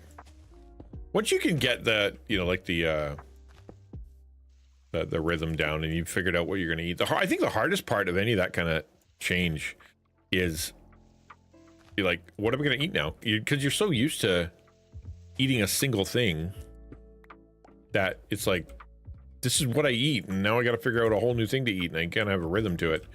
But you're kind of hosed. I know when I lost all that weight, you know, that long ago, big part of it was just the fact that I was able to kind of go, yeah, I have the same thing to eat every day.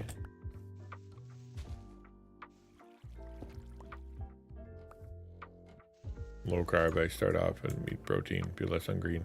Yeah, protein's a huge part of it. I know for me, like I was having tons of yogurt and all kinds of yeah, exactly. Yeah, well, eggs are a big part of, like, you got to do eggs and yogurt. That's another one.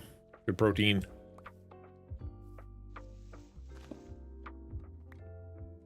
Can't eat eggs. Oh, that stuff. Ground beef. Okay, there you go.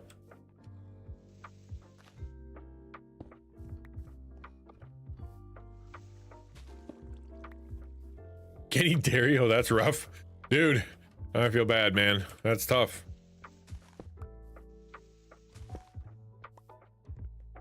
No soy either? I'm so glad I don't have any food allergies. Really. Yeah, fish is good. Oh yeah, tons of cans of tuna. And then someone's like, yeah, but you're gonna get mercury poisoning and die of lead or some jazz. There's nothing that you can have that people aren't gonna complain about. But yeah, cans of tuna. Salmon, yeah. I like salmon better too. Add a bunch of mayonnaise. Everything tastes good when you add a bunch of mayonnaise.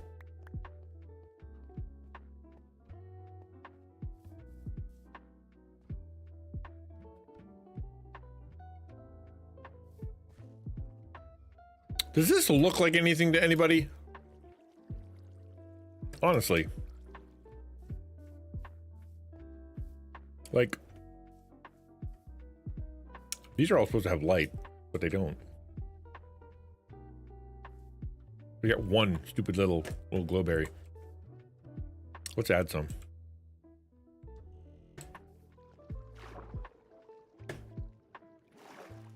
Whoop! Whoa! True lime powder to my canned salmon. Lime powder. That sounds good. That could be good. Yeah, that's the plan. I'm gonna go grab some bone meal. I think I have some.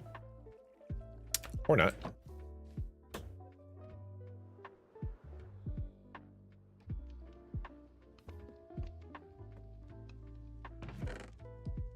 I have bones, which is one step away from bone meal.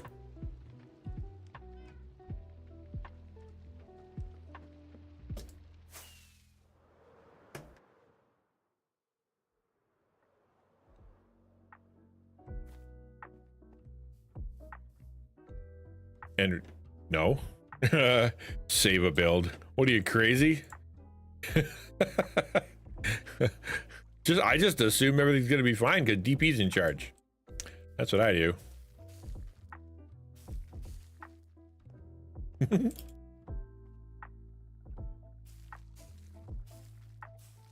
want to build more of these because I really like that. That's the way the lights are. Just like really cool looking light lamps.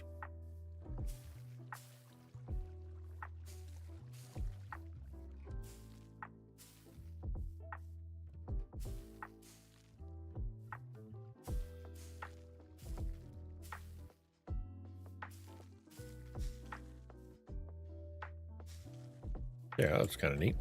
Let's build another one of these. I kind of like that light situation. We'll put another one in the corner over here. Yeah.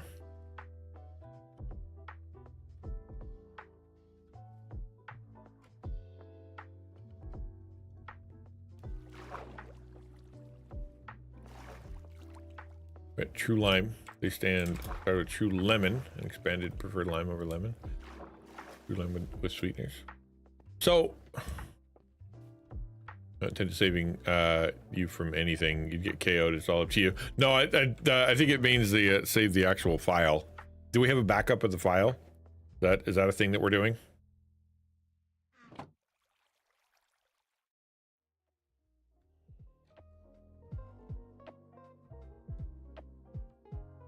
Because she makes a good point, you know?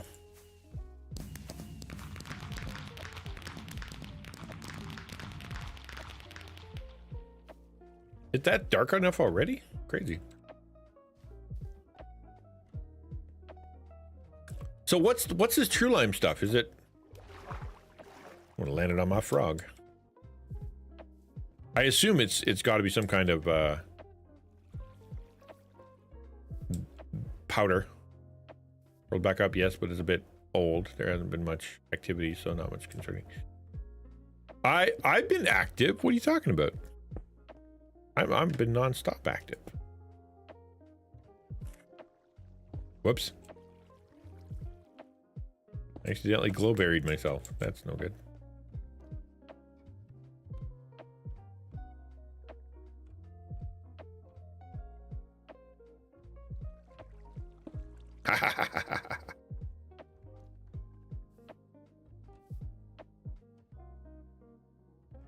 Lab.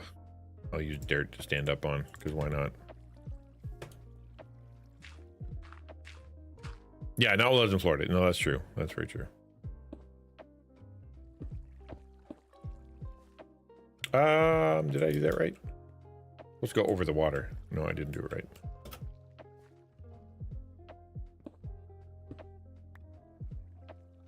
Ow.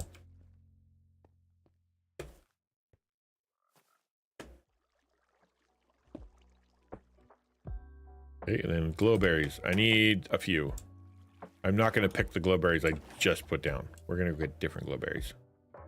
I have some down in the old shed. Ow.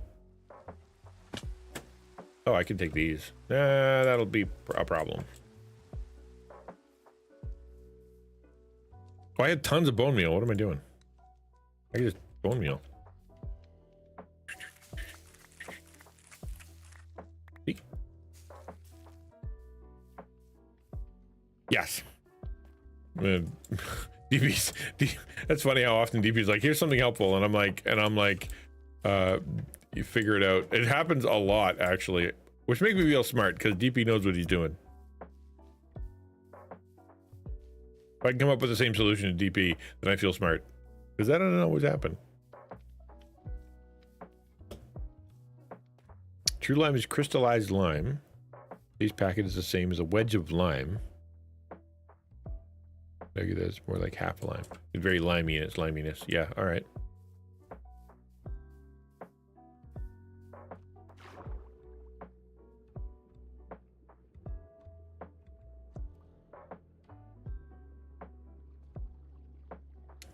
DP is the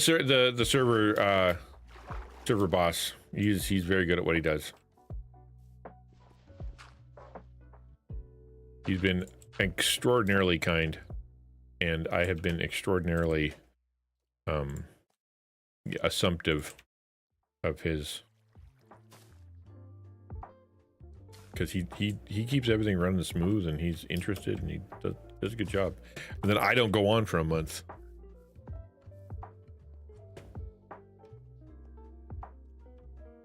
Maybe one more in the corner here? Yeah, how about one over here?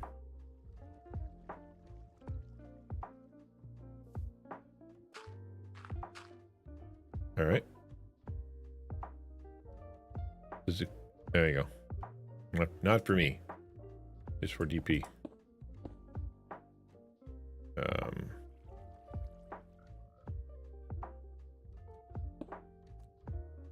Well, cred.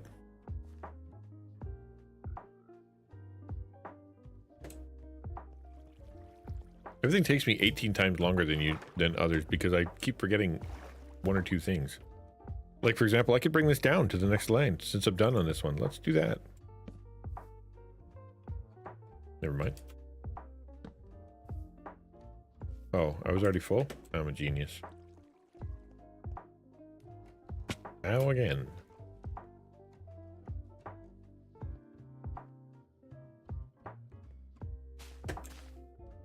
Okay, I'll put this here. And then I don't have the box. Oh, for crying out loud. I thought I was gonna get the box. Why did it not auto get the box for you? That should be the first thing it gets whenever you do that.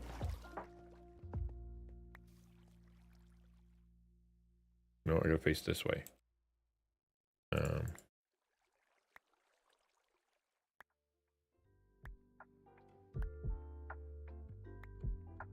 Come on.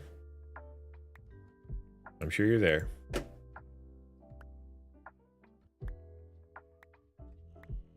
There it is.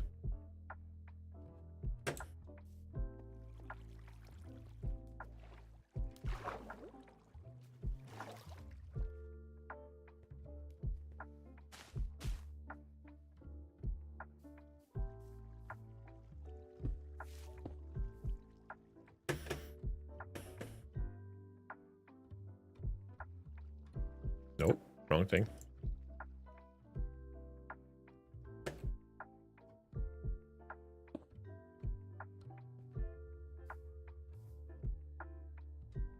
Okie Dinah.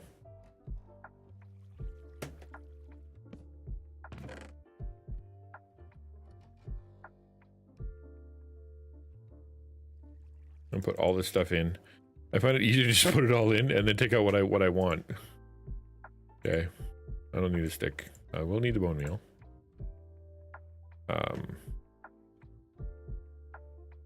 Grab the rocks.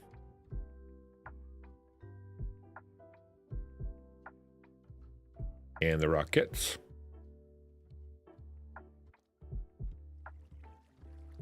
Anything else? Maybe dirt.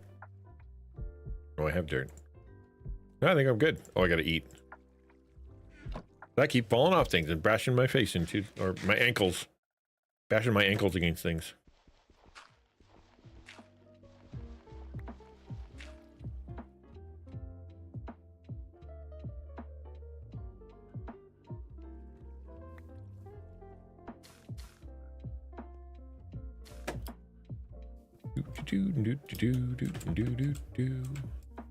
That's cool. It's not enough though. Like I did I think the pond looks cool, right? Like that it's neat looking. It's got its own little style, but on the outside, like around the outside, is not. it's not cool, man. I don't know what to do.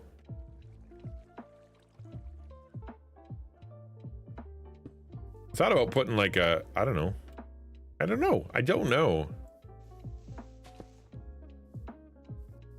Maybe we can be inspired later.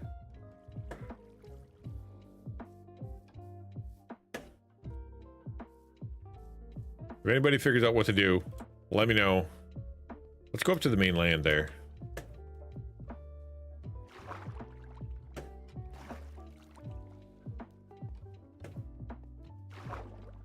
It's so high. It's so high up. I think it's it. Hey, crazy kid. Good to see you.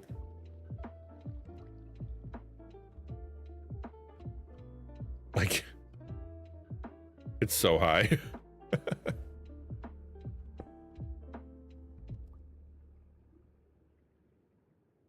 Like, what level am I at? I'm at level 217. Yeah, dude. It's so high. I don't even think I can see my house from here.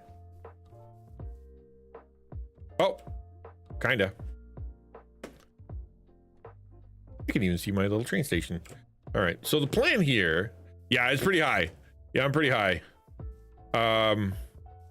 The plan then is to, I think this is another hole to nowhere. So we'll just put dirt there. What's the worst that could happen? Okay.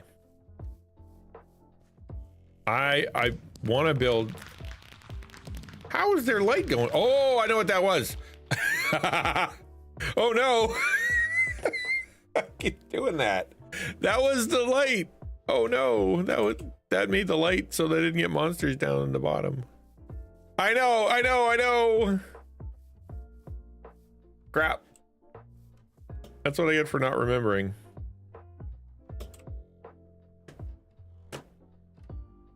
All right, let's I gotta figure out why that stupid light was. Dagnabbit.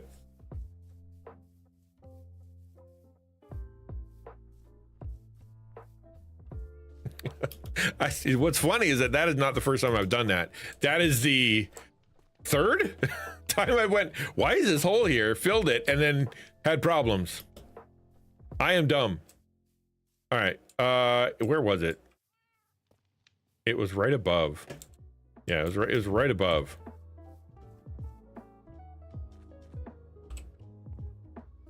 Good. All right. I think it was right. Am I gonna have to dig another one? No, it's right there. Oh, it's above. I know what it is. It's above the light sensor. So we just got to go up there.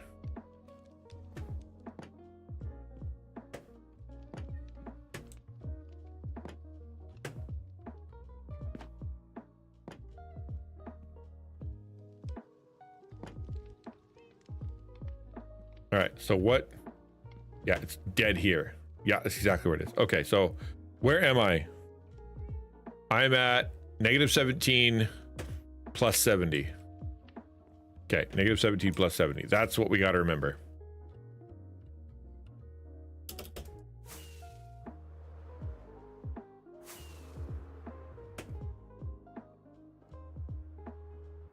-17.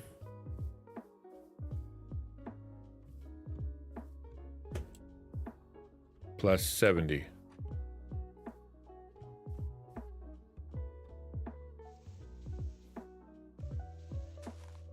Yeah, first try.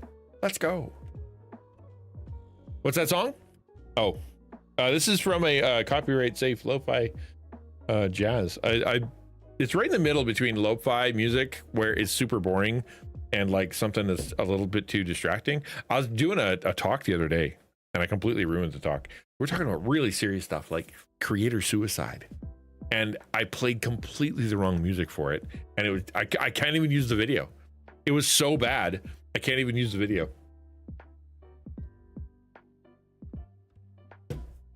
All right, so there's that. Let's remember that. You know what we should do? We should mark this so that future me isn't dumb.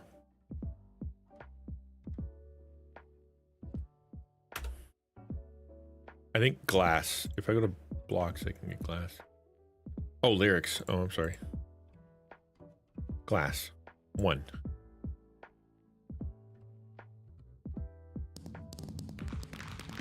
There. Okay. What I want to do, I have a lot. I'm gonna go looking for some inspiration.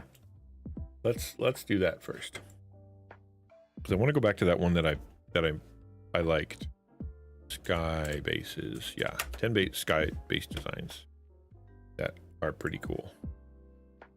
I think it was this one. Yes. Narrow wall. All right, the spell. So that's the basement is super rad. Oh, I'm sorry. I do? My bad. What did you say? Something important? True lime is crystallized lime. Heat package is a wedge. Never mind. He's so high above me. He's so lovely. Like Joan of Arc. Hey, I know that song. It's a good song. You know what song's been stuck in my head lately, though? Hey, the Magnificent Master. Is Santa Monica by Everclear. I heard it on the radio, and it must have been for the first time I ever turned it up. Ever, I guess. I don't know. But the way it builds, like he starts kind of quiet, but by the end, he's literally screaming. And he's just like so angry at the situation with the girl and with the, you know, where she is in his head. It's just so good. Yeah, She Shall I by Tal Bachman. Yeah. But yeah, I really liked, I'm really digging that. Yeah. It's such I listened to it 2 or 3 times over the last couple weeks here, and it's like super good. Oh, what's up, man? I am I'm a pastoral counselor, and I'm someone who would love to chat through some stuff. If you wanna talk, you can just hang out, or you can ask a question. I'm happy to help. I don't like this stone here, but I do like how it looks cavey, but like I really lived in cave. So maybe I should hollow out the middle.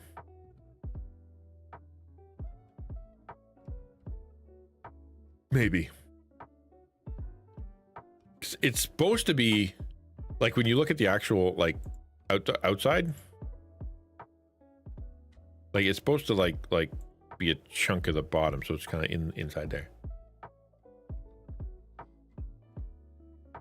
Non-rush, non-sleety on Canadian hit. I don't like that build, but I do like the basement. Should we start in the basement? Nah, let's start on the top. We need we need a sky. We need a cherry blossom castle.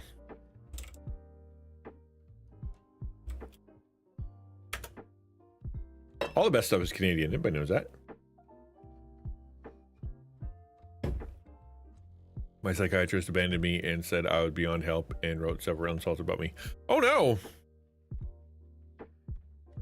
Oh no. Well, that's sucky. That sounds like you had a bad psychiatrist. There's others, man. There are other psychiatrists.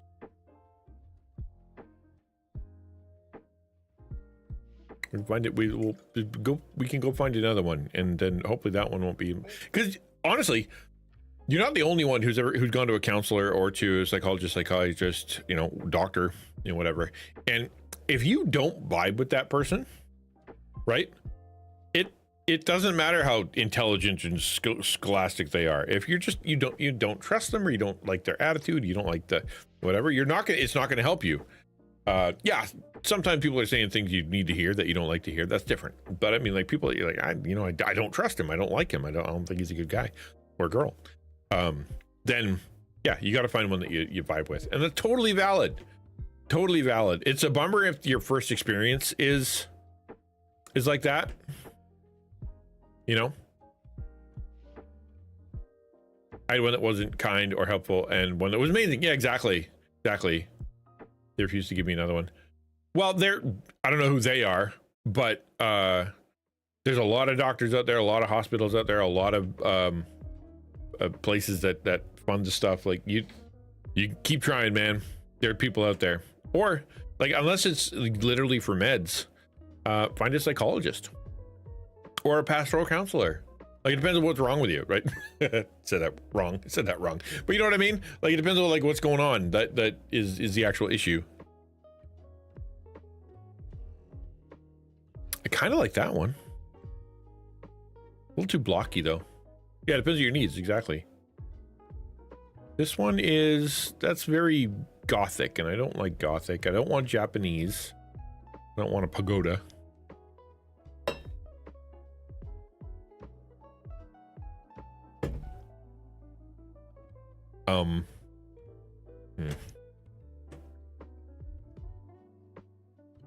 Yeah. That's not a bad idea. A little pink village? I'm a bit depressed. Yeah, I mean, if you're going to a psychiatrist, the chances are that means that you are on meds, and if your med situation isn't like sorted out, then you're going to end up with feeling kind of crappy. And if you went to someone for help, you know, and that person told you to pound sand and made you feel bad, you're going to get a wave of hopelessness, right? Where you're just like, well, I can't help me and they don't want to help me. So that sucks. That's why I started with saying, you know, there are a lot of other people out there that are, you know, better, maybe more kind, maybe have, you'll vibe with a lot better. It's the one doctor that was a big poopy head. We can find one that isn't, you know, and that's totally valid. You don't do meds? Okay, well then you can do it. Then if you need talking to, like you want to talk therapy, do a psychologist or a counselor, right? And because a psychiatrist is specifically a doctor for, like, they do medication. Yes, they do other stuff, but like a psychologist can help. A good psychologist can help with talk therapy as much as a psychiatrist. They just can't prescribe meds.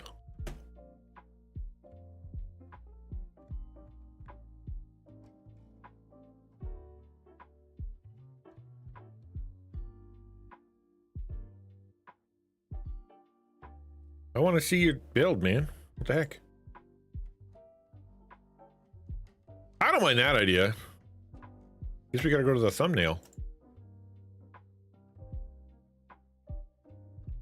My counselors help more with my moods, and talking to the family doctor can also give me meds. Yeah, exactly. Talk therapy is really, really, really important.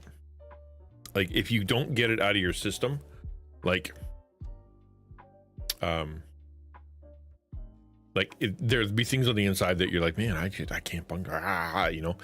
And then if you don't get that out of your system at some point, where your brain has to form it into words, form it into sentences, you know, convey your feelings, convey your thoughts, it'll just kind of be a jumble of wires up in your brain. Once you lay all those wires out, because you have to be able to communicate it to somebody, you know, it actually is a lot easier to deal with. That's what talk therapy is all about. It is about you laying out what's going on inside of you in a reasonable, logical, kind of work it through, find the vocabulary order so that you can process what you're actually feeling. They don't really give advice very much. Like, sure, they'll give you a little test, they'll give you a little advice. Have you tried this? But really what they're trying to do is guide you to be able to understand yourself and be able to put yourself in a place to kind of go, okay, I get what's wrong with me now, and I kind of get what I need to do to fix it. Because you probably know, but you can't articulate it yet. And if you completely don't know, then you know they're there to help. Oh, dude. Yes, I was expecting you. Dude, whiz. My bad. I'm sorry, dudes. Especially called this a few times. Had to advocate for myself. I had 4 in a row that were, or 3 in a row that were not great. And I like it. It makes it really hard to go back when like 25% its success rate for people I actually want to listen to. But if you need to talk, A lot of places you can talk. Not a bad idea. They'll up their village. Might even be better.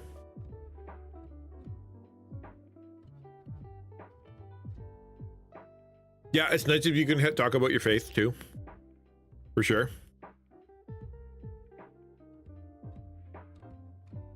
Got that big cherry tree in the middle of town. That's kind of cool. That's a lot. The castle's a lot.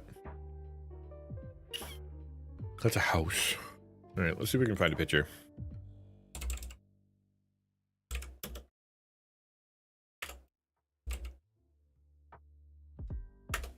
Okay.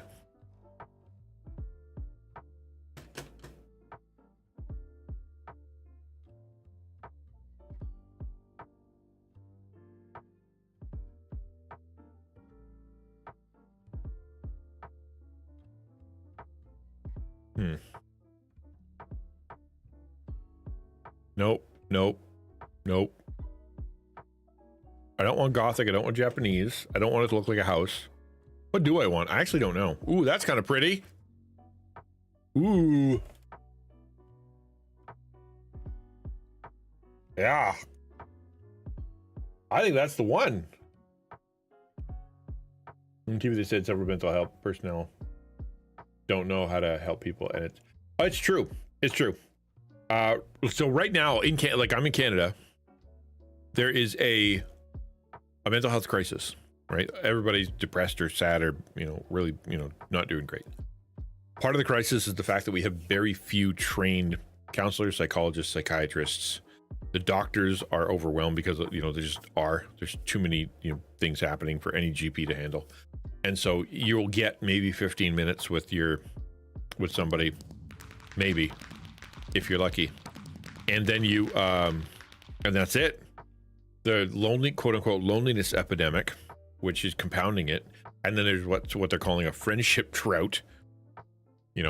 So if you're lonely and there's a friendship drought and there are no doctors and the only people you can talk to is for 15 minutes once a month, like that is a recipe for disaster, right? Disaster.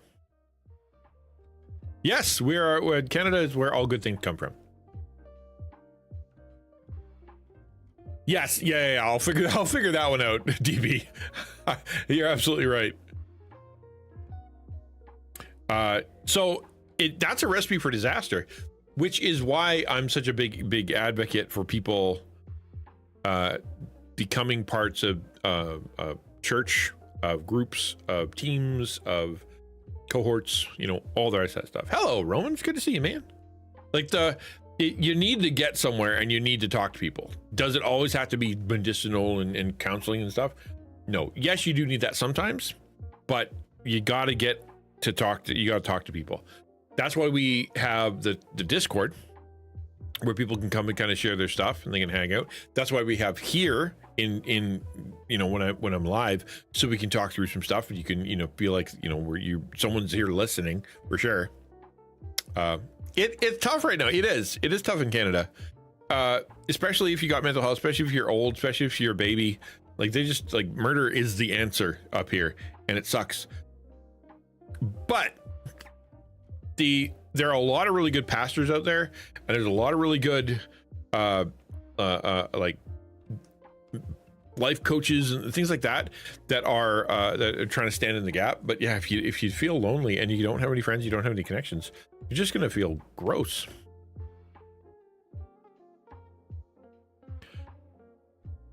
That's even nicer. I don't know, do I like that one? Maybe I don't like that one. Is that cement? Murder's always right. It just seems to be, man. I don't know what they're doing up here. Somebody was like, you know what would help if we just murdered all the babies and old people and anybody who was sick? Wouldn't that make everything better? And the answer, no.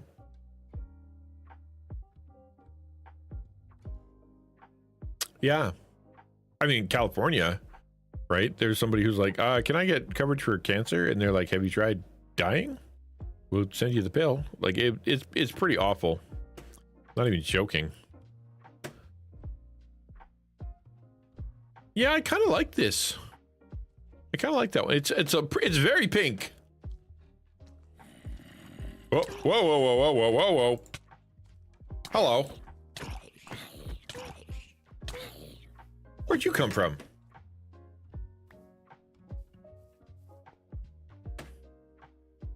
Where'd you come from? Is there a dark spot somewhere?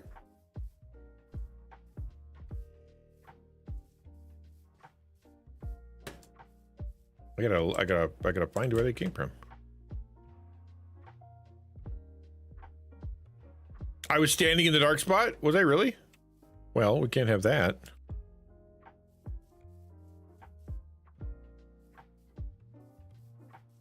Okay. Was I? No way. Because he would have walked towards me. Come on. It might have been over here. Oh, see right there. Over there. That's the dark spot.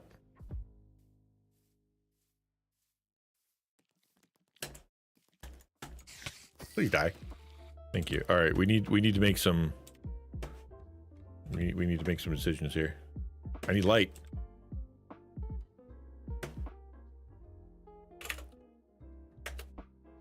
Give me torches. Are they decorations? Or should I just get coal? Crying out loud. I guess I could buy lanterns. That'd be a pain in the butt to harvest, but they're pretty cool looking. Miscellaneous. I bet you can't even buy a torch. Because why would they sell you a torch, right? And rods. Because I'm fancy. You could buy a stick. Oh, crying out loud. I'm so bad at video play doing this thing. I'm sorry, dudes.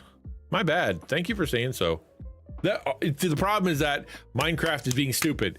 Minecraft doesn't work on one kind of capture. It only works on the other kind. And then I can't capture the screen if I'm sorry. It's all my fault. I get it. But it is dumb. It is also dumb. Murder works until your loved one becomes one of the, well, the one with the problem, or you don't want to be murdered. And the solution that they keep handing you is to be murdered, right? That's the other part of it, is when you legitimately want help and they won't give it to you. You're like, I would really like you to pay for me to have counseling, pay for me to have some kind of assistance or public something or other, and they're like, well, no, because you could just go, you could just go die. So that would be really way better for us anyway. And it's pretty awful.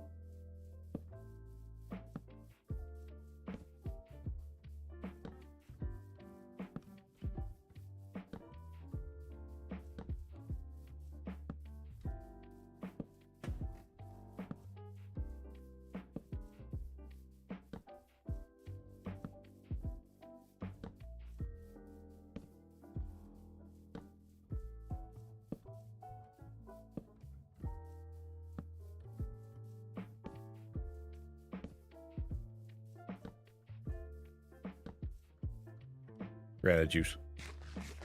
Crying out loud, there was a disabled vet a couple years ago who asked for assistance in building a wheelchair ramp, and they recommended MAID. Yeah.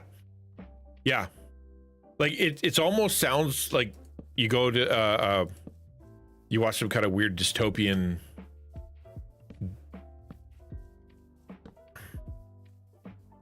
like movie or something like that, where they're talking about like reading some kind of book like Hunger Games or something, where they're like, I know you're hungry, but what if you just died?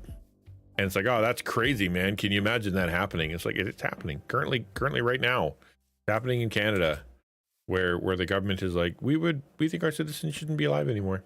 They're expensive.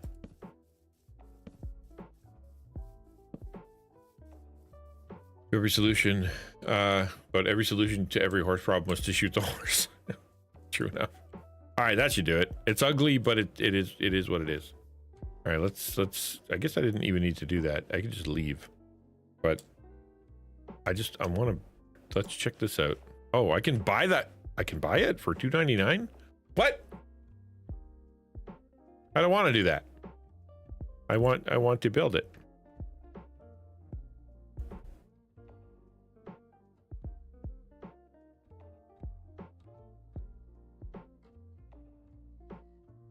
Okay. What's the inside look like? Ugh, gross. Ugh, gross. What's that? What is it made of though? Like, that's really, really, really pink. It's got to be cement, right? But there's no such thing as pink cement stairs. Maybe that's not possible. Oh, crap. Instead of waypoint's not a bad idea. I hadn't even thought about that. Yvonne the Yukon? I have not. California has made doctor-assisted suicide. I don't know if anybody else does.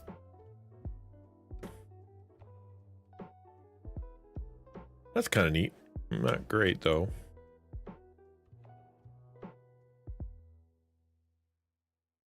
It's a good inspiration. I mean, what's cool about this one, like this normal castle here that it's a rectangle, which, you know, I can handle that.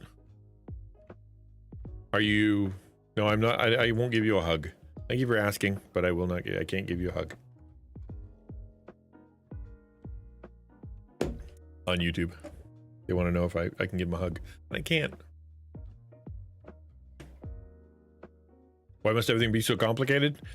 I know that you're not asking, you know, but the answer is because sin, because people, because because life is hard.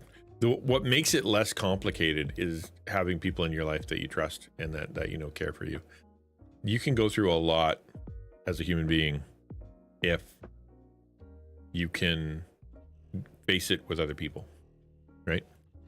That's the secret. Can you do it in such a way that you're even though when you're overwhelmed, you have people that you can say, I'm super overwhelmed, and they can go, yeah, you should be. And then you feel better. That's kind of cool, built into the side of a wall, but not what I'm trying to do. Whoa. That's nuts. Nope. I am not at that level of building. Well, if I can help, man, I'd love to try. I know that there's a lot happening in your life, and I don't want to give easy answers, but I can say that we have a pretty decent community here.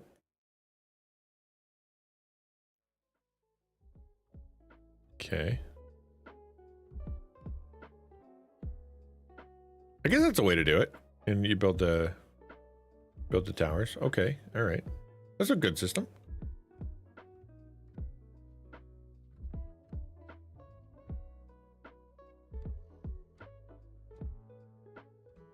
Oh, that's a gate.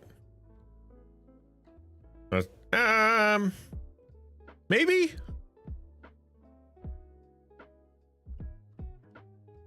That's more of a really fancy house. Yeah, join the Discord. Come hang out. Come say hey. I could never do that. I know. I'm looking like the one I just saw. Like, where was it?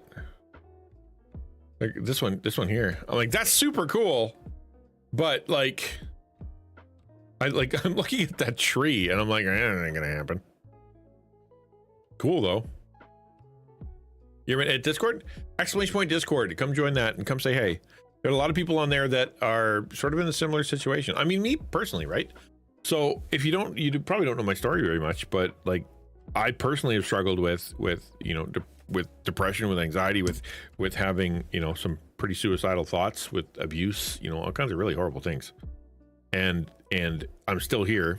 I have family members who have struggled with that. One who died of drug overdose, and one who was recently, you know, hospitalized for a really long time to try to deal with that kind of stuff. And like, so mental health and mental health crisis and struggles is a very day-to-day normal thing for me. And so it doesn't freak me out. And the question, you know, I've been asked the question a bunch of times, like, how are you still here? How are you still around? And I say it's only by God's grace, man. Like, I should be divorced, I should be drunk, or I should be dead, or all three. And the grace of God is what gets me through, and God's people, and the awesomeness of the people that are part of this community. And like, it's really true. Yeah, only by God's grace. I don't like this one. That one's ugly. Looking at the foot of snow outside. Right? Yeah, it's been kind of wintry here too. Ooh. Ooh. Oh. That is kind of nuts though.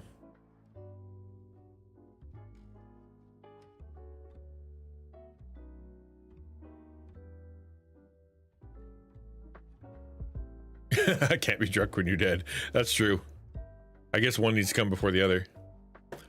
Okay, that's not bad. You know what? I kind of like this one. Yep, that's what we're gonna do. We're gonna settle on this one. That's a good one. We're gonna save that. Save image. We're gonna put it in downloads. Fairy Castle. Okay, perfect. That's gonna be the inspiration for what we do. So it's got to be big though. Fortunately, I'm gonna have to count. I hate counting. Yeah, you buy the world, like, so the like if you go here, it for $1.99, they'll sell you the world, and then you can live there or whatever. You know, I can deal with the inside later. Right now we're gonna try to just build. The wall's gonna take 1,000 years. Yeah, actual money. Yeah. Tape measure plug-in? I know, I'm gonna have to count. Like, how much is this? It's 1, 2, 3, 4, 5, 6, 7, 8, 9, 10, 11. So many. That's probably what? If that's 10, that's 100. It's probably 300 wide. My whole thing is only pre-played Minecraft, exactly, right? Yeah. My whole thing is only 70 wide. So, like, that's not gonna... We'll figure it out. We'll figure it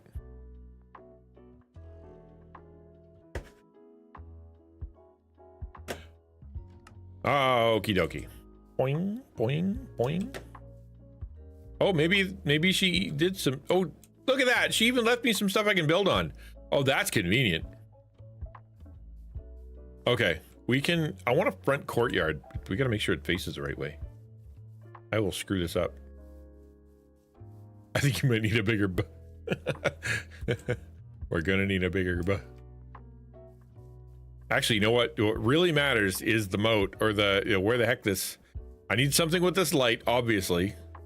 And I need... Where's the water? Water's here. So that's got to be a fountain, maybe a front fountain. It's kind of middle-ish. I picked it at random. So if we do... Let's use cement. That's what the cool kids do.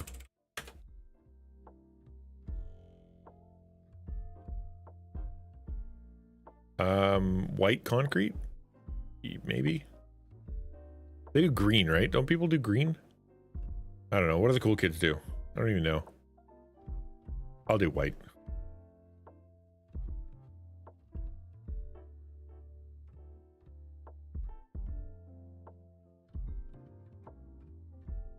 Is it the cats are gonna be hanging out? Yeah, it's only okay. This is 1, 2, 3, 4, 5, 6, 7, 8, 9, 10, 11, 12, 13. So 13 times 1, 2, 3, 4. So that's 52. Right, that's not very wide. So I think the courtyard, if this is going to be a fountain in the courtyard, theoretically, because I don't want it to be a moat. That'd be dumb. What's the point of protecting it with a moat? That's going to be a fountain. Then that means it's got to be semi-midular. Yeah. So that means this goes. No, it just needs to be a hang out at the bottom. I actually don't need to be too crazy about this because it needs to be middle. It could be like around anywhere and it can kind of drain off to the side. So really not that big a deal. Is this the center? 1, 2, 1, 2. This is the center. Oh, that's not so bad. Okay, so gate.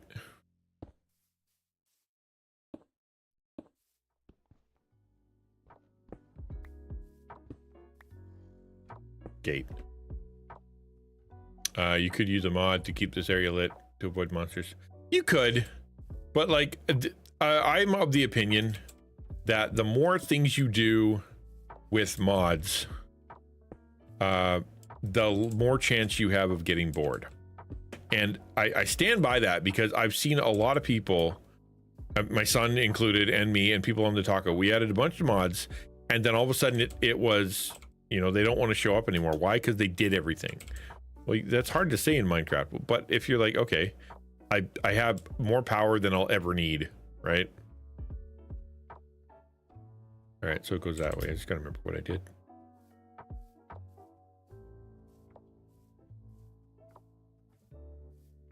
Oh, boop, boop, boop, boop.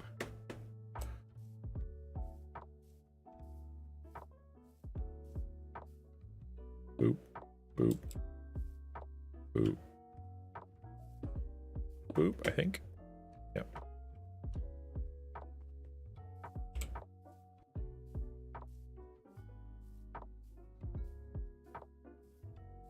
So this is the corners.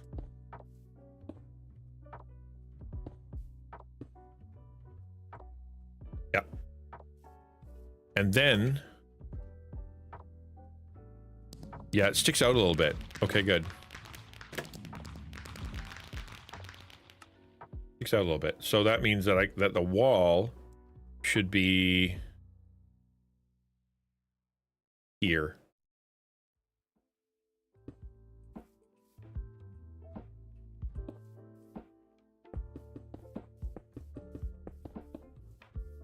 I'm gonna need way more of those.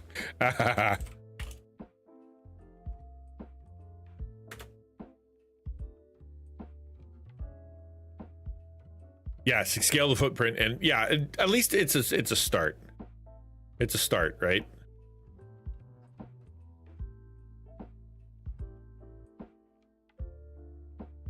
Let's buy stacks. We'll buy, I don't know, 4 stacks.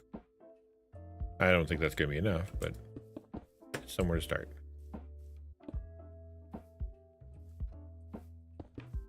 Big nabbit.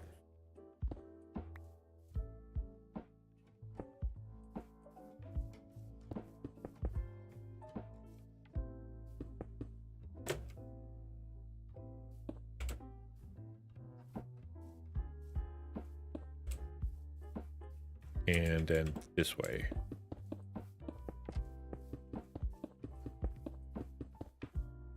Green froze? Oh, diddly ding dang darn it.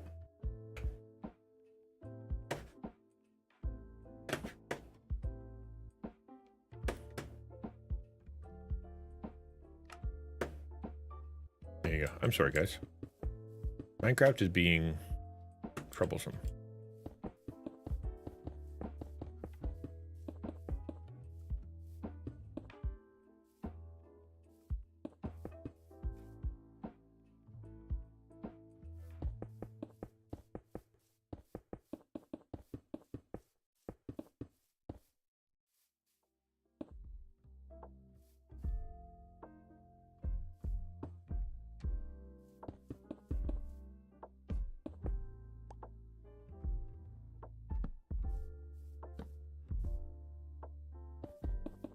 Whoa, that was close. A little too far. I don't know what I was doing there. Fell asleep. That was dumb. I almost died.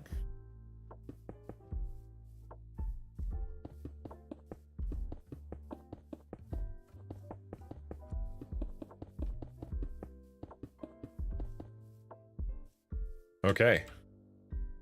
Cool.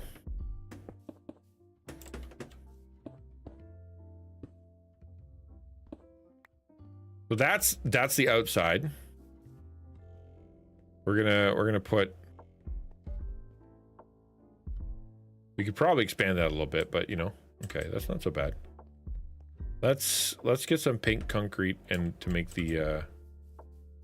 Where did I put the gate? I haven't decided yet. Or did I? I did. I decided over here. No, that's the fountain. Crap. Huh. What am I facing? Oh, that's interesting. That might work. It's a nice little view. I'm just trying to think what logically, like if this thing floated around, where would it have come from? And I guess it doesn't really matter. It could have floated from somewhere else and been facing a different way. So yeah, well, okay, that's fine. That can be the gate. Now it's gonna be a fountain, which means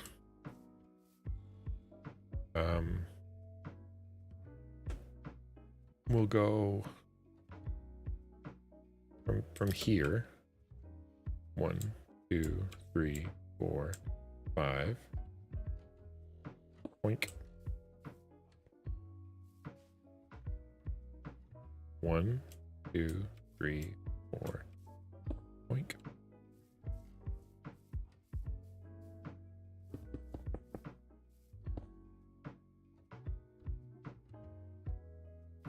Which was that? 1, 2, 3, 4, 5, 6, 7. Not long enough.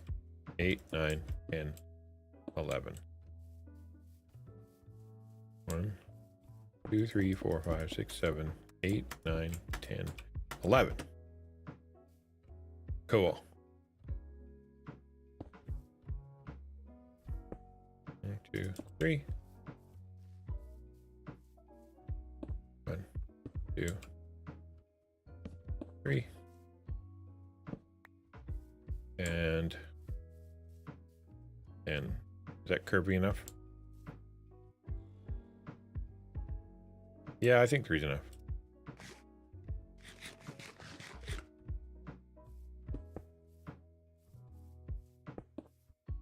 There, entrance. And then fountain. I've never really planned out a build like this before. This is the first time I've ever done this kind of thing. Like, at least it's something. Like, it's not me just being willy-nilly. Because what ends up happening when I go all willy-nilly is that I end up making some pretty substantial mistakes. And then I have to keep rebuilding. Like, have to move it all one step to the right kind of thing.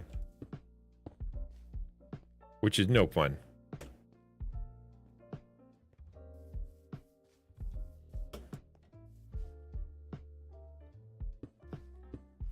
Nope.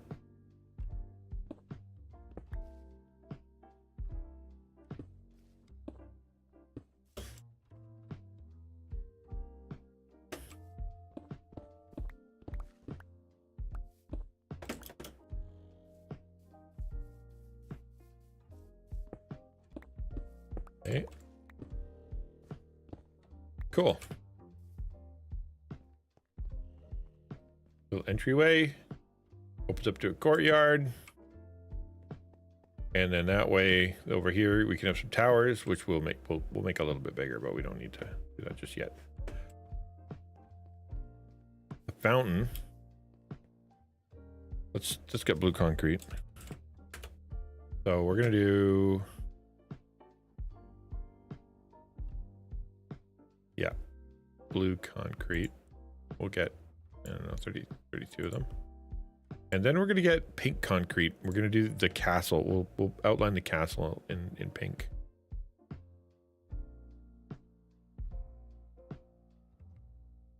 Oh, okay.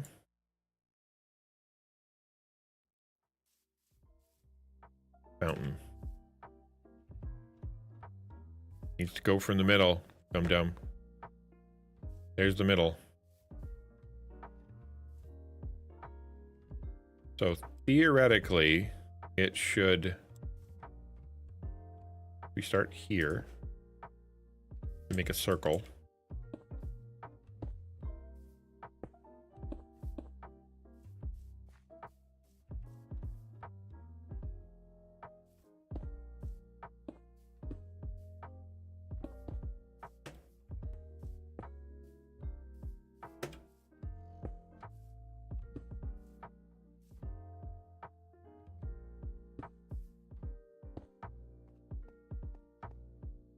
That turned out wonky. What did I do wrong there?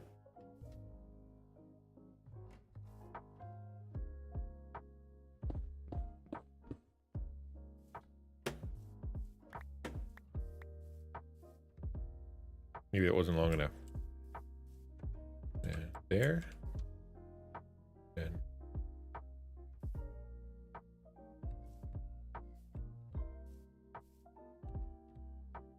oh, I think I...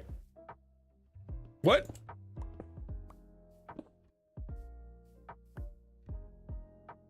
One and then two. And then one and then two. Why are you... Oh, I know what I did wrong. That one is too short. That's funny. 1, 2, 3. 1, 2, 3. But I didn't add the third. Yeah, okay. Duh. Cool.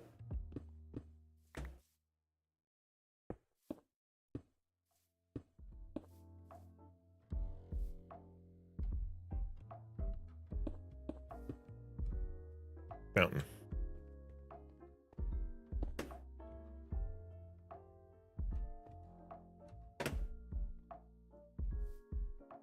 And I did make it off kilter. Man, see? This is why I need to plan. I tried not to, but I couldn't help but make it so that it was the wrong... Because it's got to come to the middle of the gate, not the middle of the water. Middle of the gate. Starting here. And then out.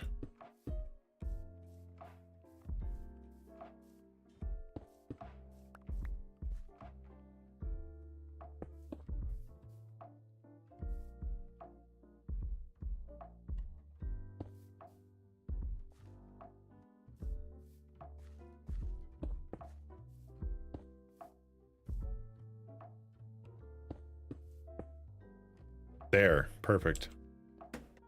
Good. Centered, centered. And that's going to be a fountain. Yes, that's exactly what it was. TP.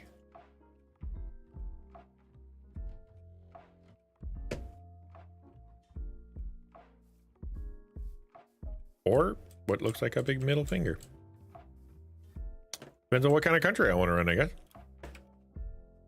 All right, so you walk in and you see this magnificent, life-changing, world-expanding fountain where you're like, holy moly, this place is going to be so cool. And then, how did they do it here? Oh, they did an arch, and then... Exactly, I'm the boss. Exactly. We're gonna be murdery? Maybe? Maybe a little bit?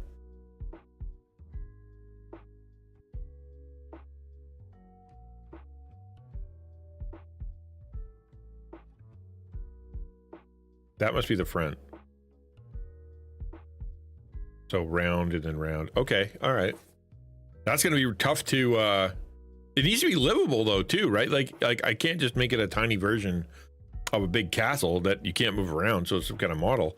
It needs to be like the lore anyways, that it floated away from somewhere. Guess we have to make some towers now.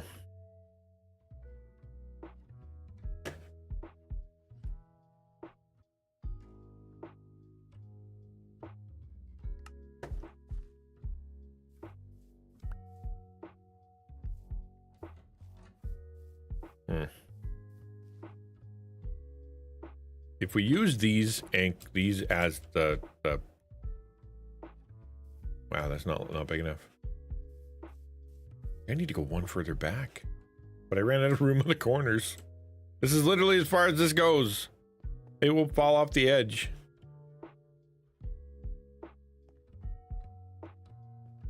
Okay. So if we start here then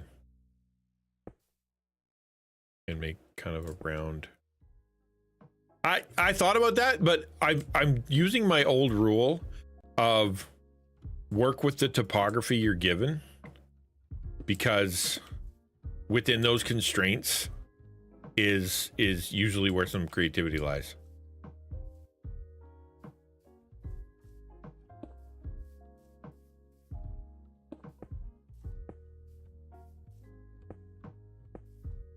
Art thrives under constraint, as they say.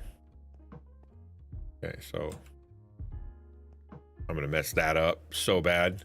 So looking down at it in the corner right here would be 1, 2, 3. That's what we're gonna do.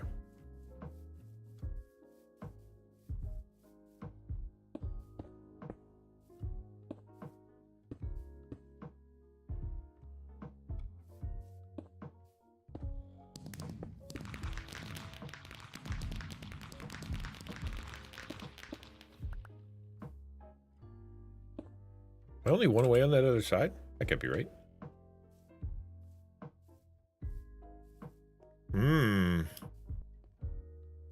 Okay. 1, 2, 3, 4. And then 1. Oh no, it is 1. Yeah, we're good. Is this 4? Wouldn't that be nice if we counted properly? 1, 2, 3, 4. Oh my word. Look who knows what he's doing.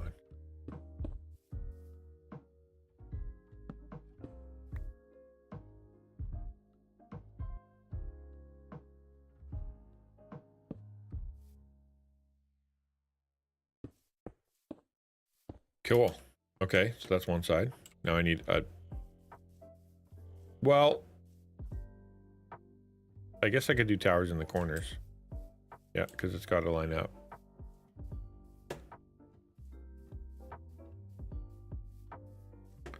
One, two, oops. Oh, wow, I need way more.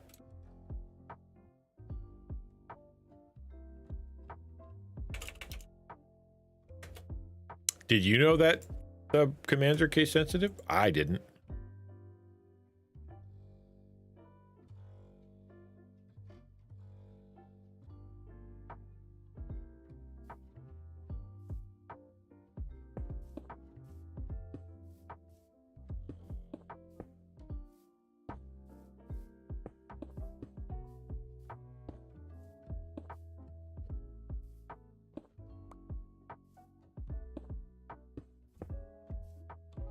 Uh-oh.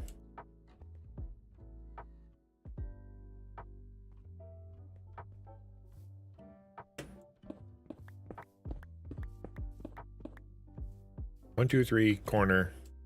1, 2, 3, corner. 1, 2, 3, corner. 1, 2, 3, corner. Now theoretically, if I walk straight... Oh, wow, that's cool. Okay, let's do it again. Fans have sensitive feelings. They don't like getting yelled at. Fair.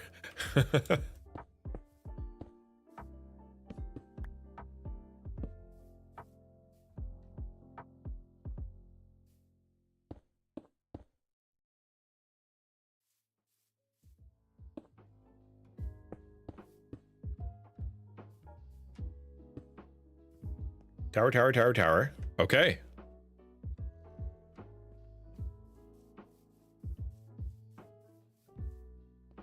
I know we didn't necessarily need him in the front or in the back, but if you look at the actual sky castle that we're looking at here, it's got like tower, tower, tower, tower. Like it does have 4.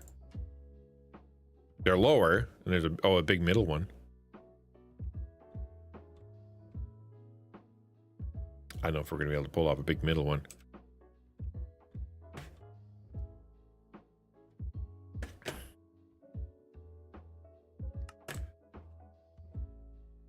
Because there needs to be a wall now, right? Are the towers? Oh dear. All right, fine. I could take a hint.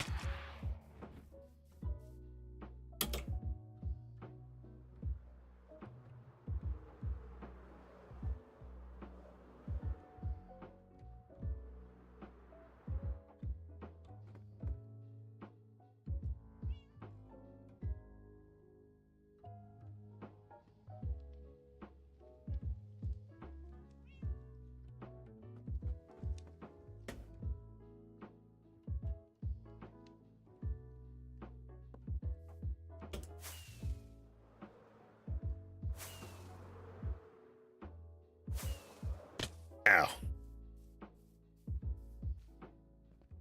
So the towers go on the outside, which means, because this is the gate, so we're gonna do the back wall then. Probably straight up the middle.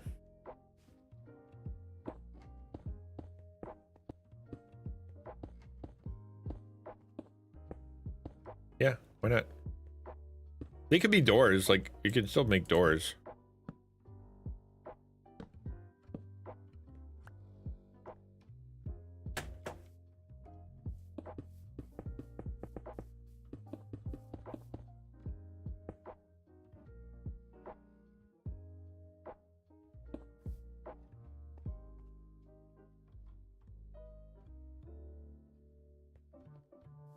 As grand as castles were, they're also meant to be very functional.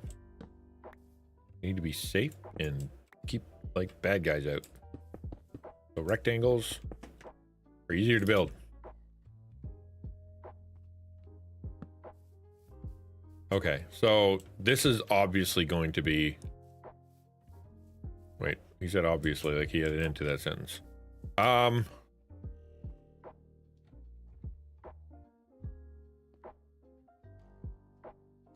What does the front of this one look like?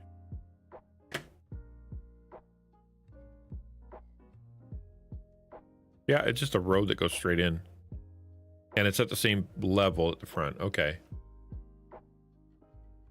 Those make little dark cubbies that, yeah, it is exactly, you're right. They do.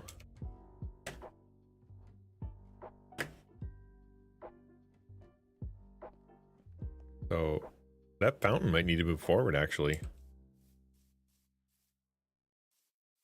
Yeah, we're gonna have to move the fountain.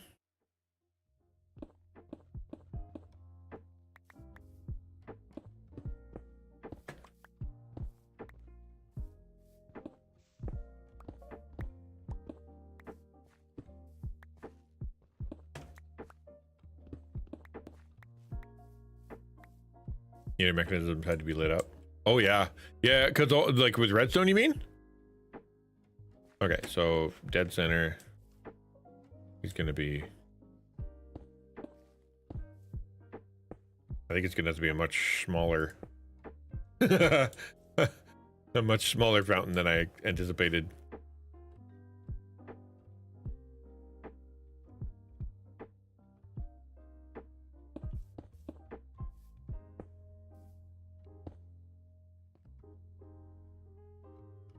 No, it's got... I gotta add one more. You gotta work in odd numbers in Minecraft.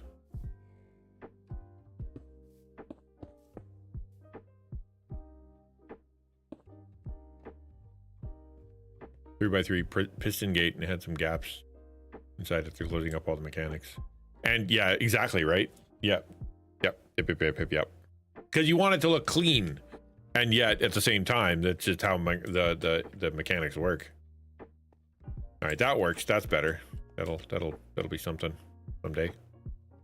Someday my fountain will come.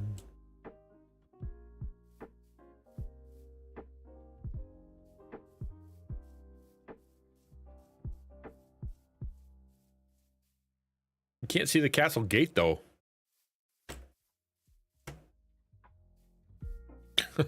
Maybe I should move the...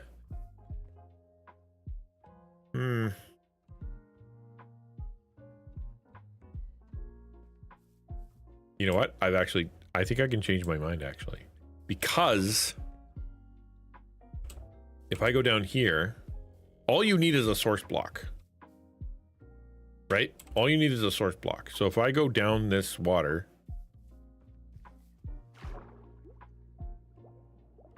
admittedly, it's a very long way, but you just need a source block right there, somewhere in the basement. And then it's fine. I don't even technically need to put a fountain in the front. More fun that way, maybe?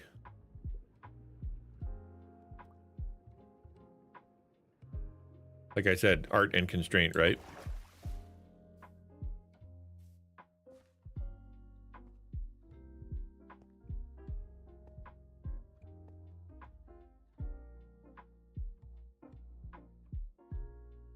Huh.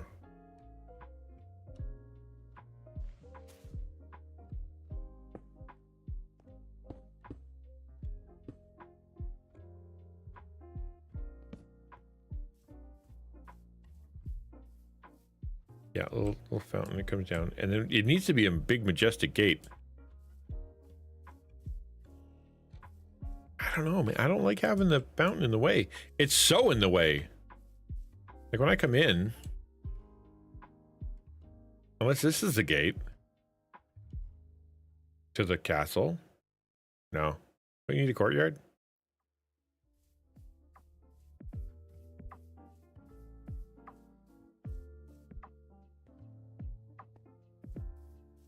Okay, if this is the center, then we should bring it a little further out.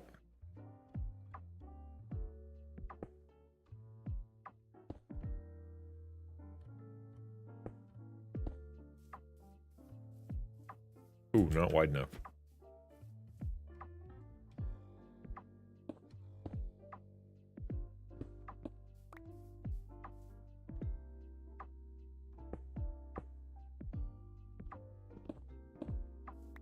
I may have to give up on this fountain. Yeah, I think I'm gonna have to if I want a decent entry. Oh well.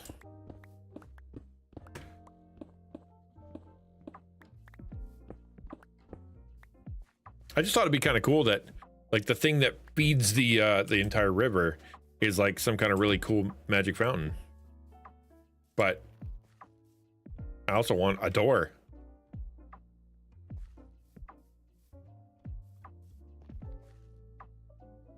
What if I just do fountain in the back? Move the entrance. I was thinking about that too. Move the entrance, right? Yeah, like move the entrance to like over here, and then the fountain can be on the side like that, which is totally possible. In fact, you could have 2 courtyards. Like if I opened it up over here, where's this face?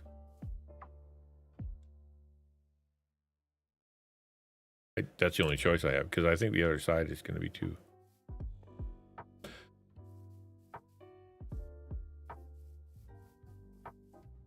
Yeah, the only other choice is to go that way. Why don't we can do that? We can totally do that.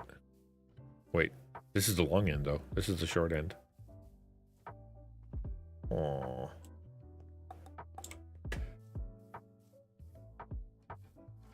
I guess that's not so bad.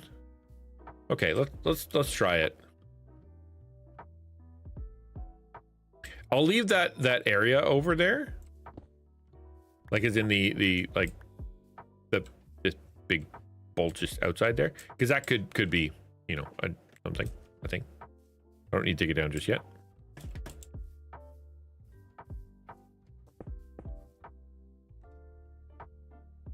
Oh, that was supposed to be on the outside. That's the problem.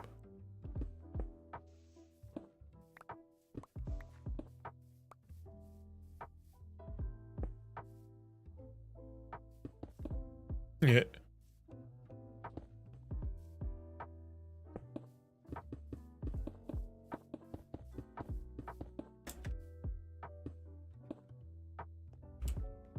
Yeah, like a garden. That's what I was thinking too. Hey there, duck. Yeah, something like a garden. I think that'd be good. And then the fountain could have a garden could have a fountain in it. And then obviously this would be a door to get out there. Yeah, that totally works. And we'll just build something similar over here. Oh. We're gonna have to use math. 1, 2, 3, 4, 5, 6. 1, 2, 3, 4, 5, 6. Perfect. Nailed it. I'm okay. I'm okay. I'm hanging in there. Not a nothing too crazy happening today. I'm not. How are you? There are many things in my life that tend to go a little kooky, but today I'm doing okay.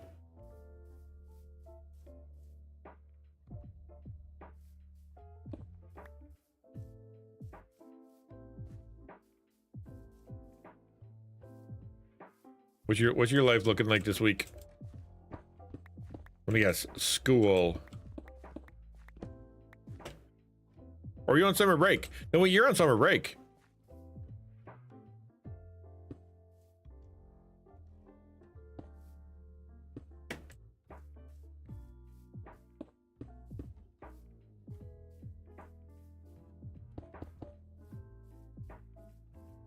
Yeah, summer break.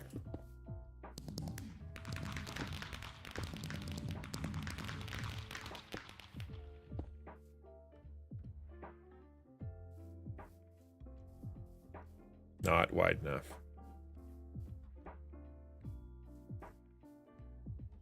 Can I just cut down one? No, now it's not big enough. We're gonna have to make it a little bit, one step wider.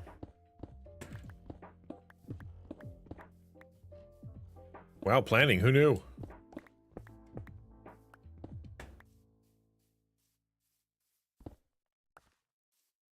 I do. And the fact that you know that you noticed is amazing. And you're absolutely right, I do look very toothless. It is a condition of being toothless. And I sound funny too.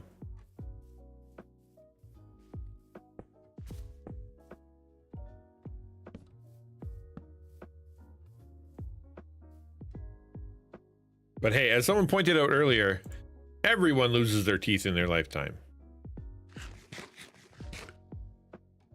I thought about having a picture of Toothless the Dragon. I really did. Like kind of floating around just because it'd be funny. But yeah, but no.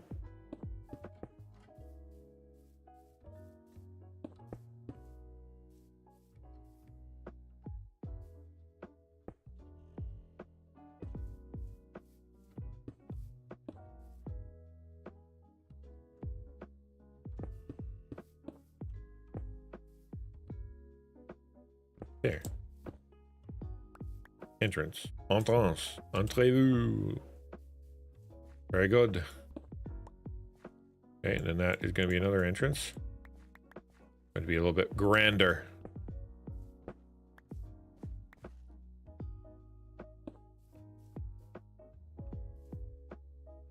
I like going to the dentist. What I told the dentist when I was there, or I said the endodontist, is that I'm normally really good at being a good dentist patient, but last time I was there, it hurt so much. Like the pain was really considerable, and so I'm like I was dreading it the whole time. I'm like, I'm not looking forward to this. I don't want to do this. This is gonna hurt, and I don't want to be hurt. But then after I told her that, she's like, don't worry, I got you. And then she was able to, she did it so that it didn't hurt at all, which I think is really cool of her.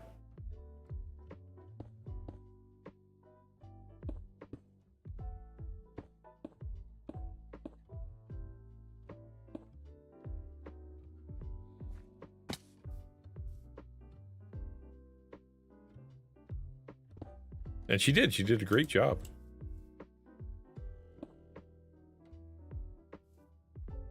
Gimme, gimme, gimme.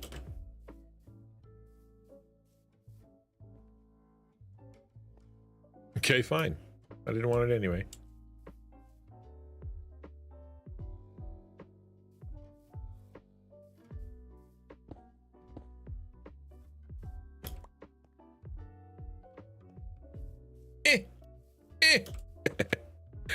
So dumb.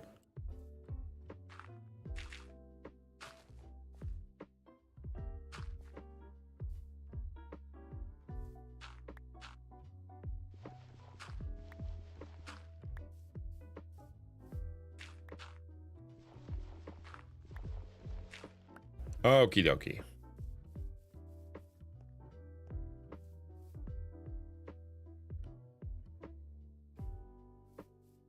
This could be a cool courtyard. And we build up.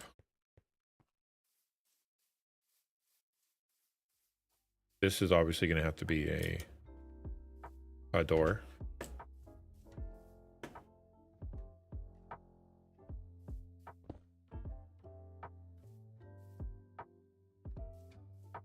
Okay.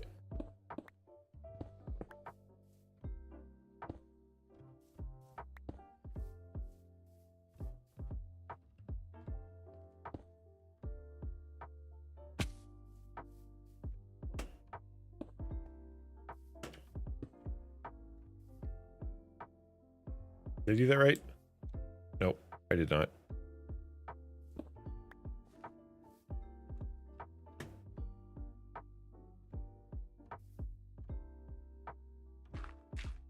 Yeah, I mean, it's just summer, man. Of course you're gonna sleep in. You earned the right, so you may as well do it. You worked hard all fall and spring. You earned the right to party down a little bit. And when I party down, I always sleep. My favorite kind of party.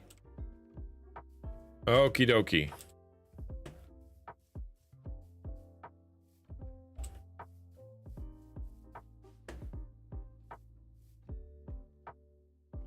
Theoretically, I could open up on all four sides. Like,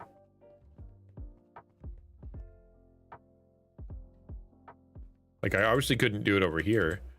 Well, maybe I could. How far out does this go?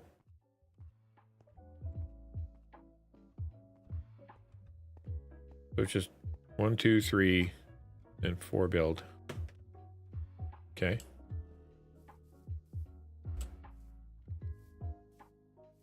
You get the same dentist? Well, yeah, you want to go to the same dentist. You don't want to pick a different guy.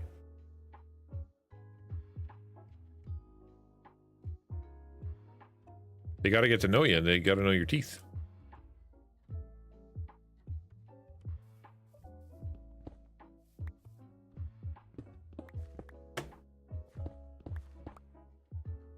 I think it's 6 wide.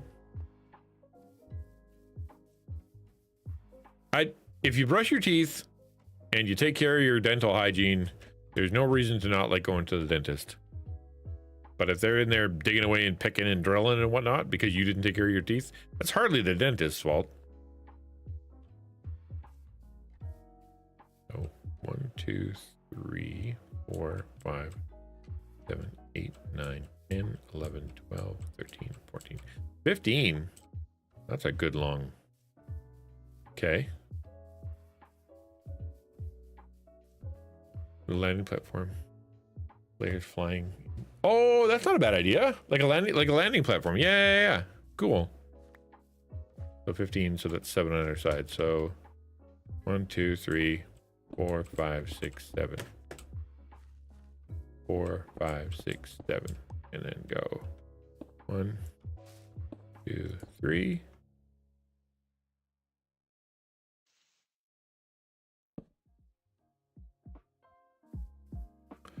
Yeah, exactly. I was gonna say the sleeping in thing. Now that you mention it, not sure you pulled that off today. Dentists can vary wildly, and not only cost, but yeah, obviously they all have specialties and stuff like that. I've been very blessed to have good dentists.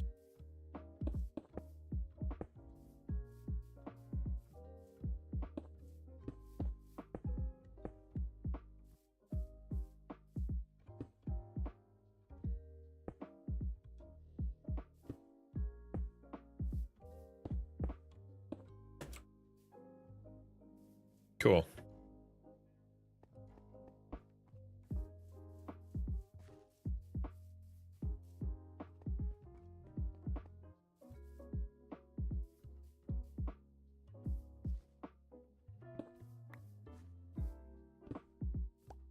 One, 2, 3, 4, 5, 6, 7. 1, 2, 3, 4, 5, 6, 7.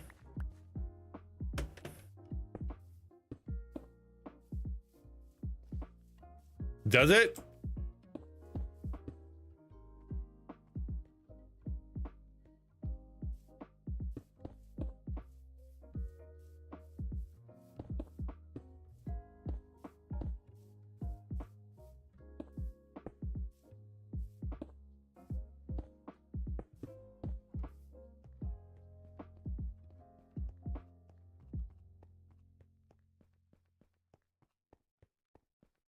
I think we're all right. One. What? Hold on.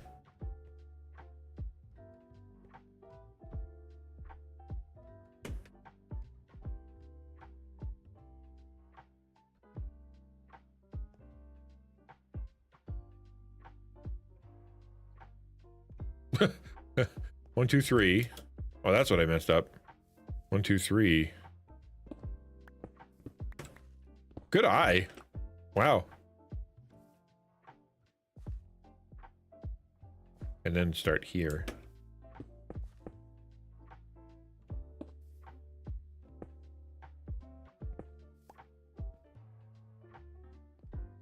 Still wrong.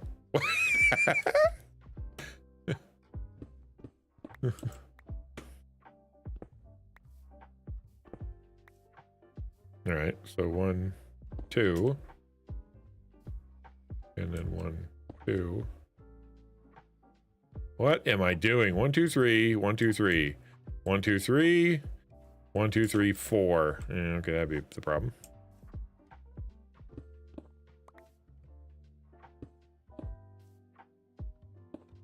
There we go.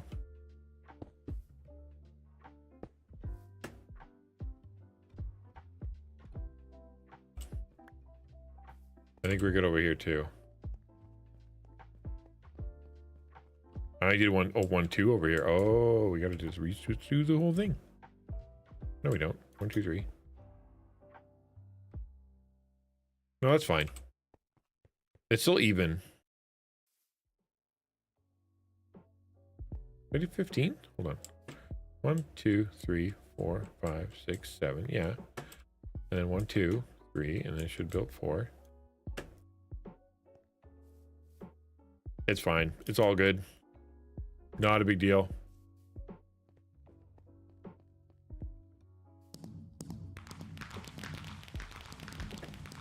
Yeah, it could be. It could be. You're right. It could be.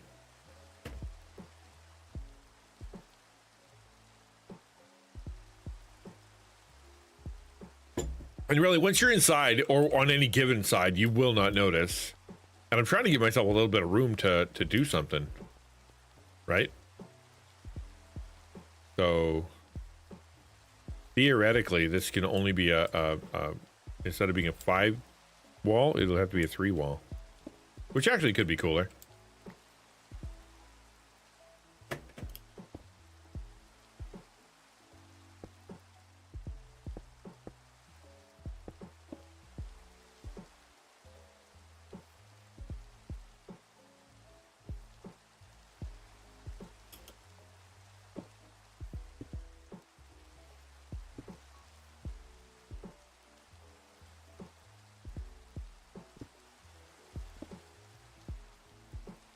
Yep, that works.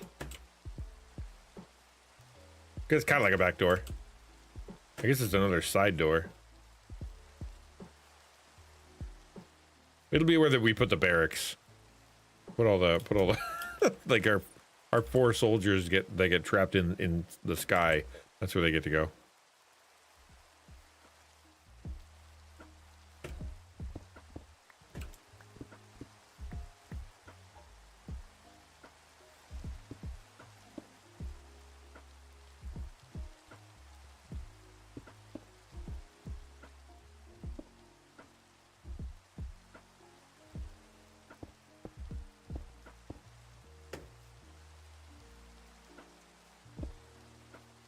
Yeah.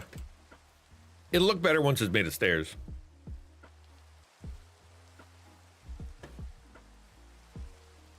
Still kind of even. So this will be, yeah, this could be a big, like garden. And then the entrance is over here. And that's going to have to be like paved. What? Hold on.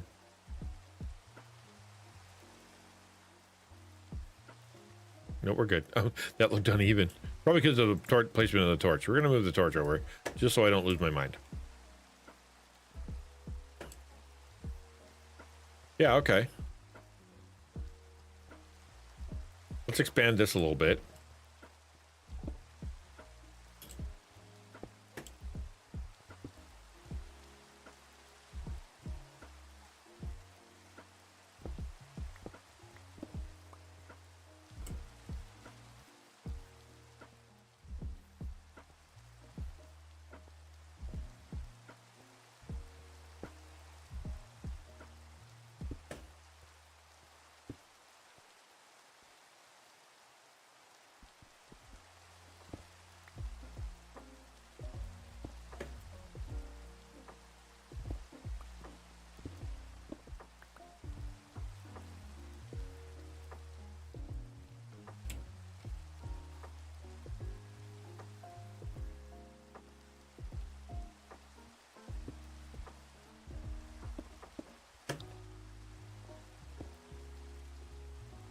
Wow, I sure take up a lot of real estate with this land. Like, yeah, I don't realize how much space this takes until I look over and I'm like, oh, look, it's the other side of the mountain.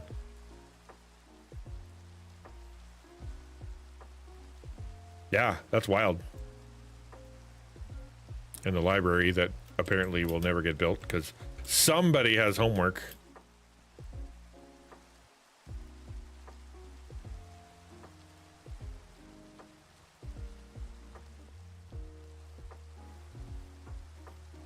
I do. I rule all over I can see. I'm a benevolent ruler though, so it's all good. And by benevolent, I mean absent and uncaring. As long as you pay your taxes, I don't care. Do what you want. Total anarchy in my kingdom.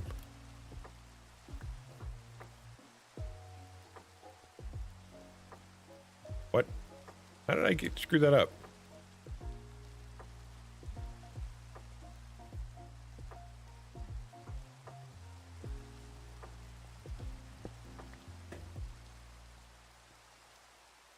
Yeah, okay. Doop, doop, doop. Doop, doop, doop.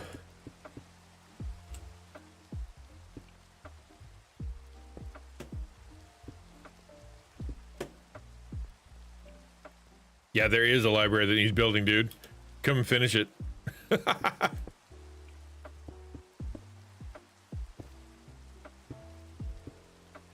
Oh, I did something. No, I'm okay. No, I did something wrong. Something bad has occurred. Because I can do this. But I can't do... No, I can do that. No, we're good. We're all good. It's all good. How do you today? Hope you're well.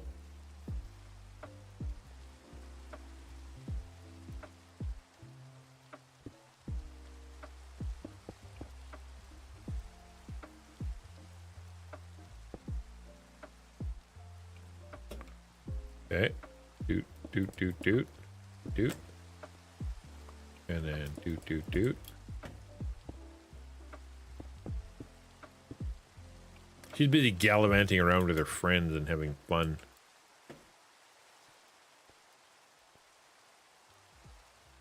Gallivanting, I say.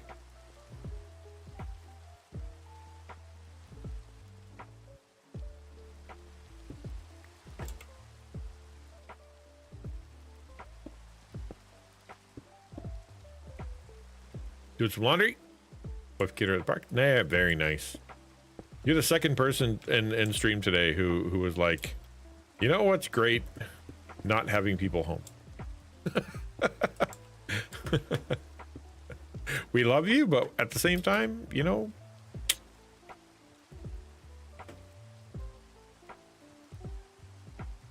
I mean, theoretically, we're supposed to be able to get into this, right? So if I break those and then I add it here, that's theoretically I'm supposed to be able to climb the stairs or something. I don't know if that's going to be how that works though.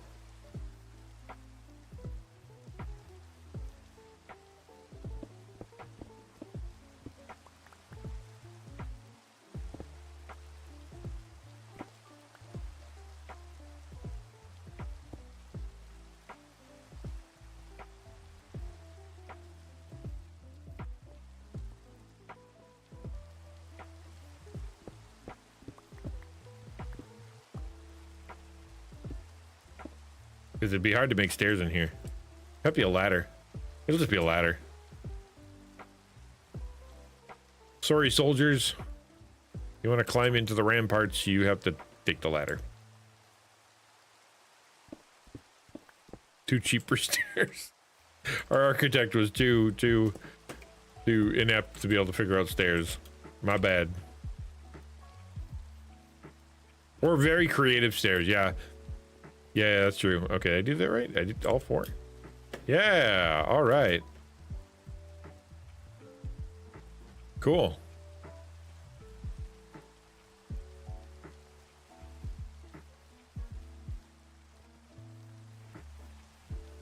Yeah, I think we worked it out.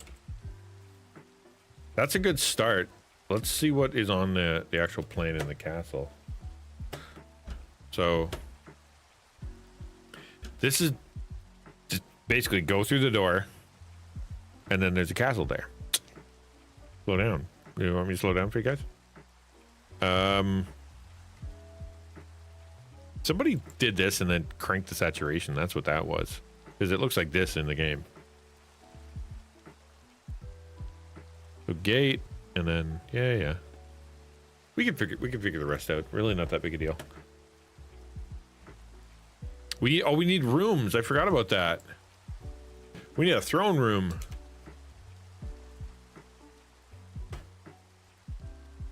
Okay.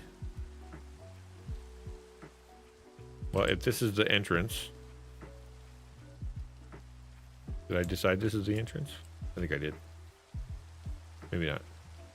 Forgot where the entrance is.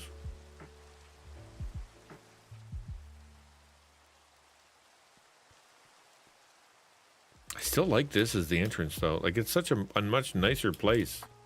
Just gotta figure out the silly. It's so much bigger.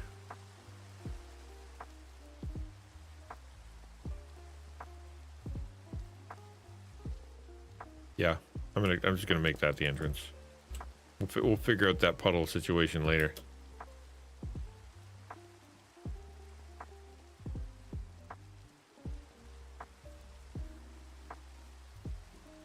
So you suppose you're gonna walk in straight away, and then you're gonna have a throne room.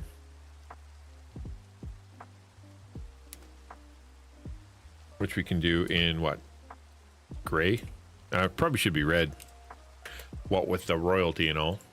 Or purple. Actually purple for royalty.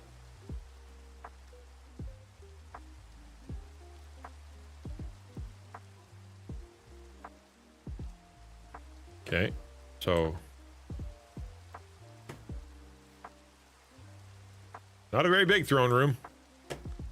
Maybe that's why it should come out this side. And when you walk in, it's a bit more majestic. Because this is a little too short.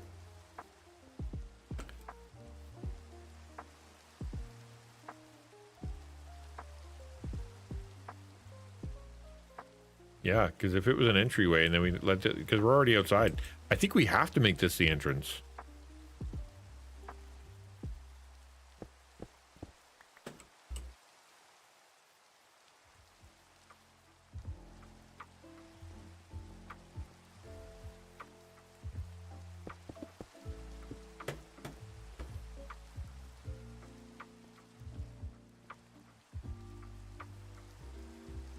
Not a nice entrance, but it is an entrance. Which means, so the red carpet here, so we're gonna, we enter into the courtyard. That's gonna be a door.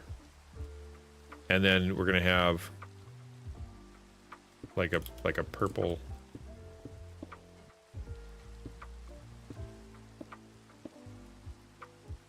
I guess that's how far.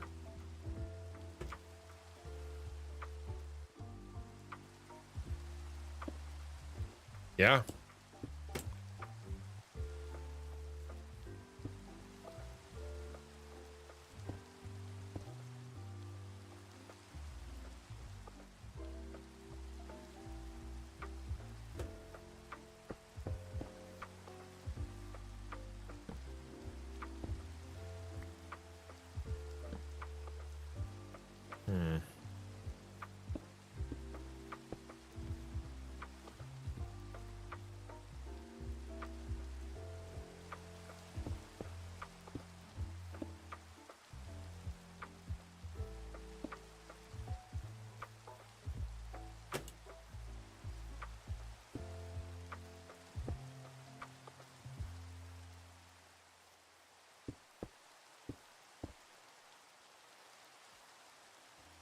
So that's the throne room.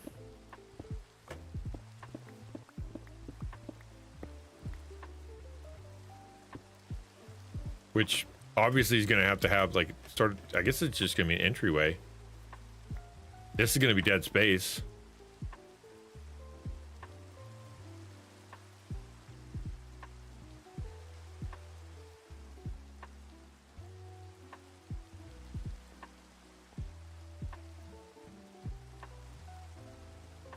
We can have a door that leads to the rest of the thing, so we can add a couple more.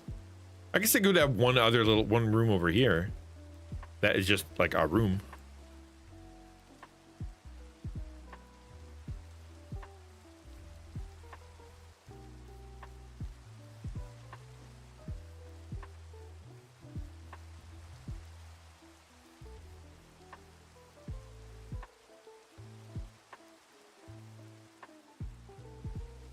You can use the walls of the castle.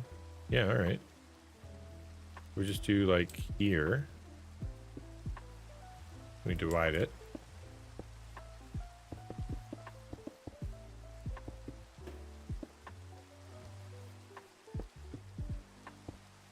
Whoop.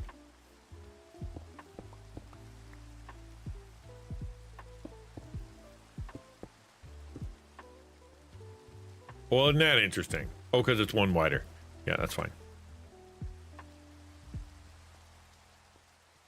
And then this could go.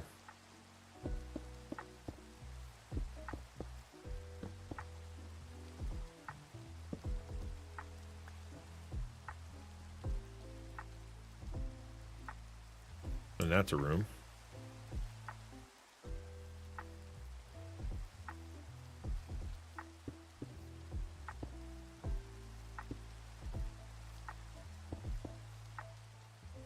And that's a room.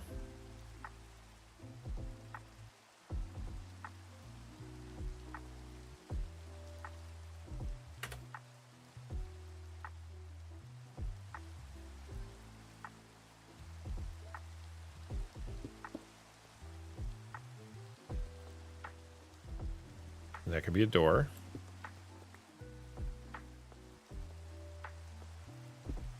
Actually, it could be an archway.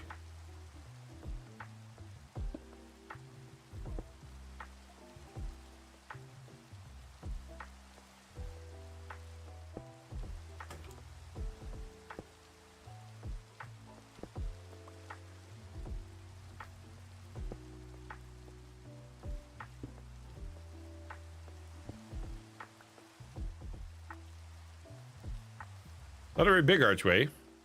And then this could be like, I don't know. What do castles even have? Food, kitchen. And this goes out to the garden or some other place. These are towers, which obviously you gotta have your towers. Which actually that kind of works. Because these are like areas that you could decorate around and then you can have it go into the tower. Yeah, that works. Does that mean this entire area can be the throne room? Yes, that's what that means. Okay, cool. That's way better. Torture chambers, murder holes. I forgot about the dungeon. That's true. I guess we could go, instead of going for that like really classy like stone look that I had before, we could just do a full-on dungeon. It's a way to go. Creeper pit for unwanted. A creeper pit. I would fall into the creeper pit.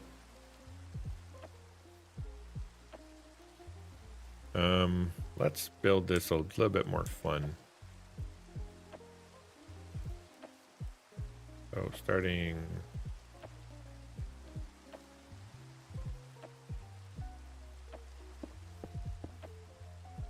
On block 1, 2, 3, and then out. 1, 2, 3.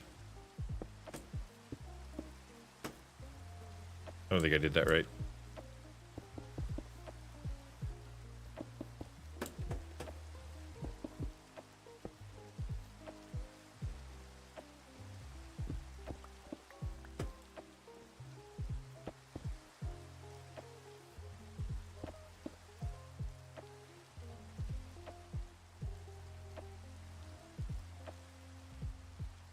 Drop shoot into dripstone.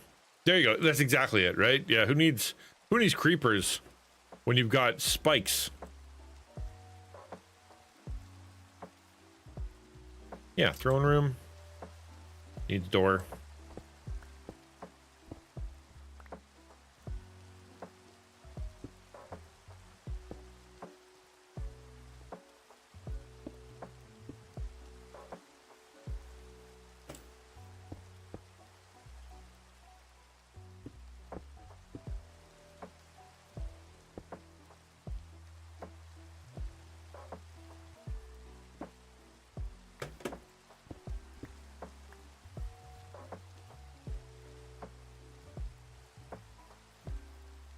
Don't worry, that'll be closed.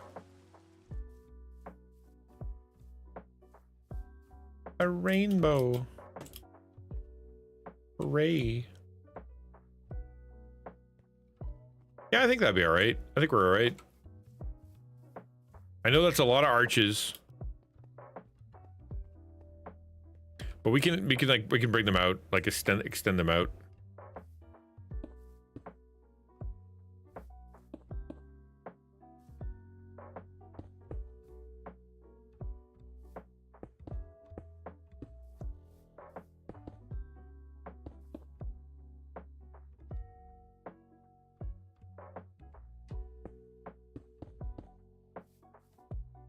That makes them look a lot better.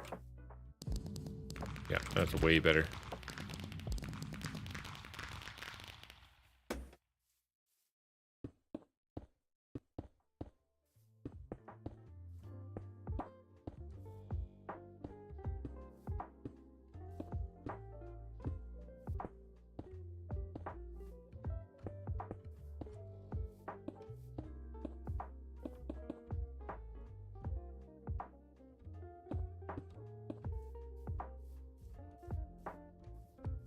That solar eclipse we're having right now? Or a lunar eclipse, I guess it'd be. I don't know what I mean. I'm no astronomer.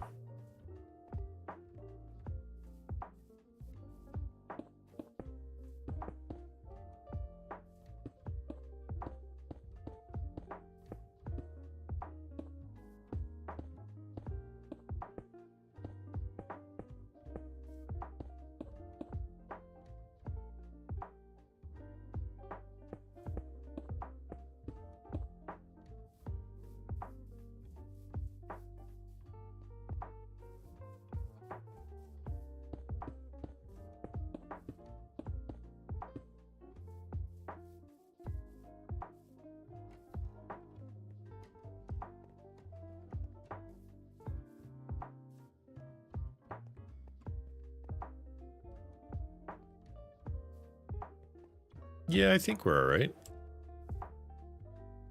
Yeah, even just adding a little bit of dimension like that gave it a lot more pizzazz. You put a couple torches on the wall. Yeah, you add a chandelier.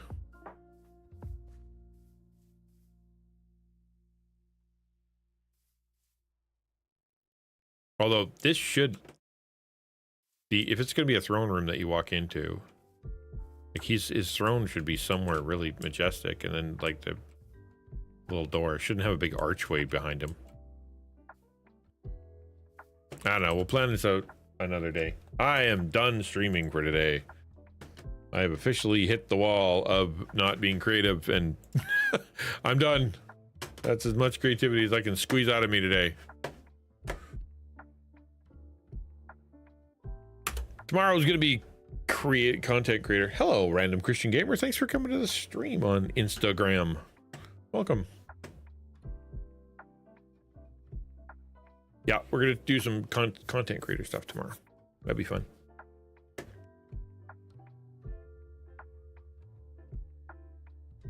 Ooh, what are we doing? BioShock. Someone playing BioShock? Dang.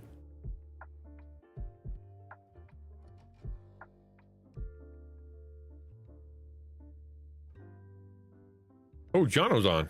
Hey, far out, man.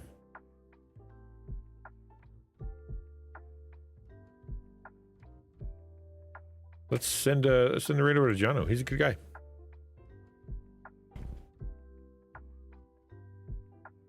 Thanks for being here, guys. I appreciate it, and I will see you tomorrow. Same bat time, same bat channel. Yeah, you guys have a great night. I'll see you later. Appreciate it. Thank you so much, mods, and thank you so much for coming. Bye bye.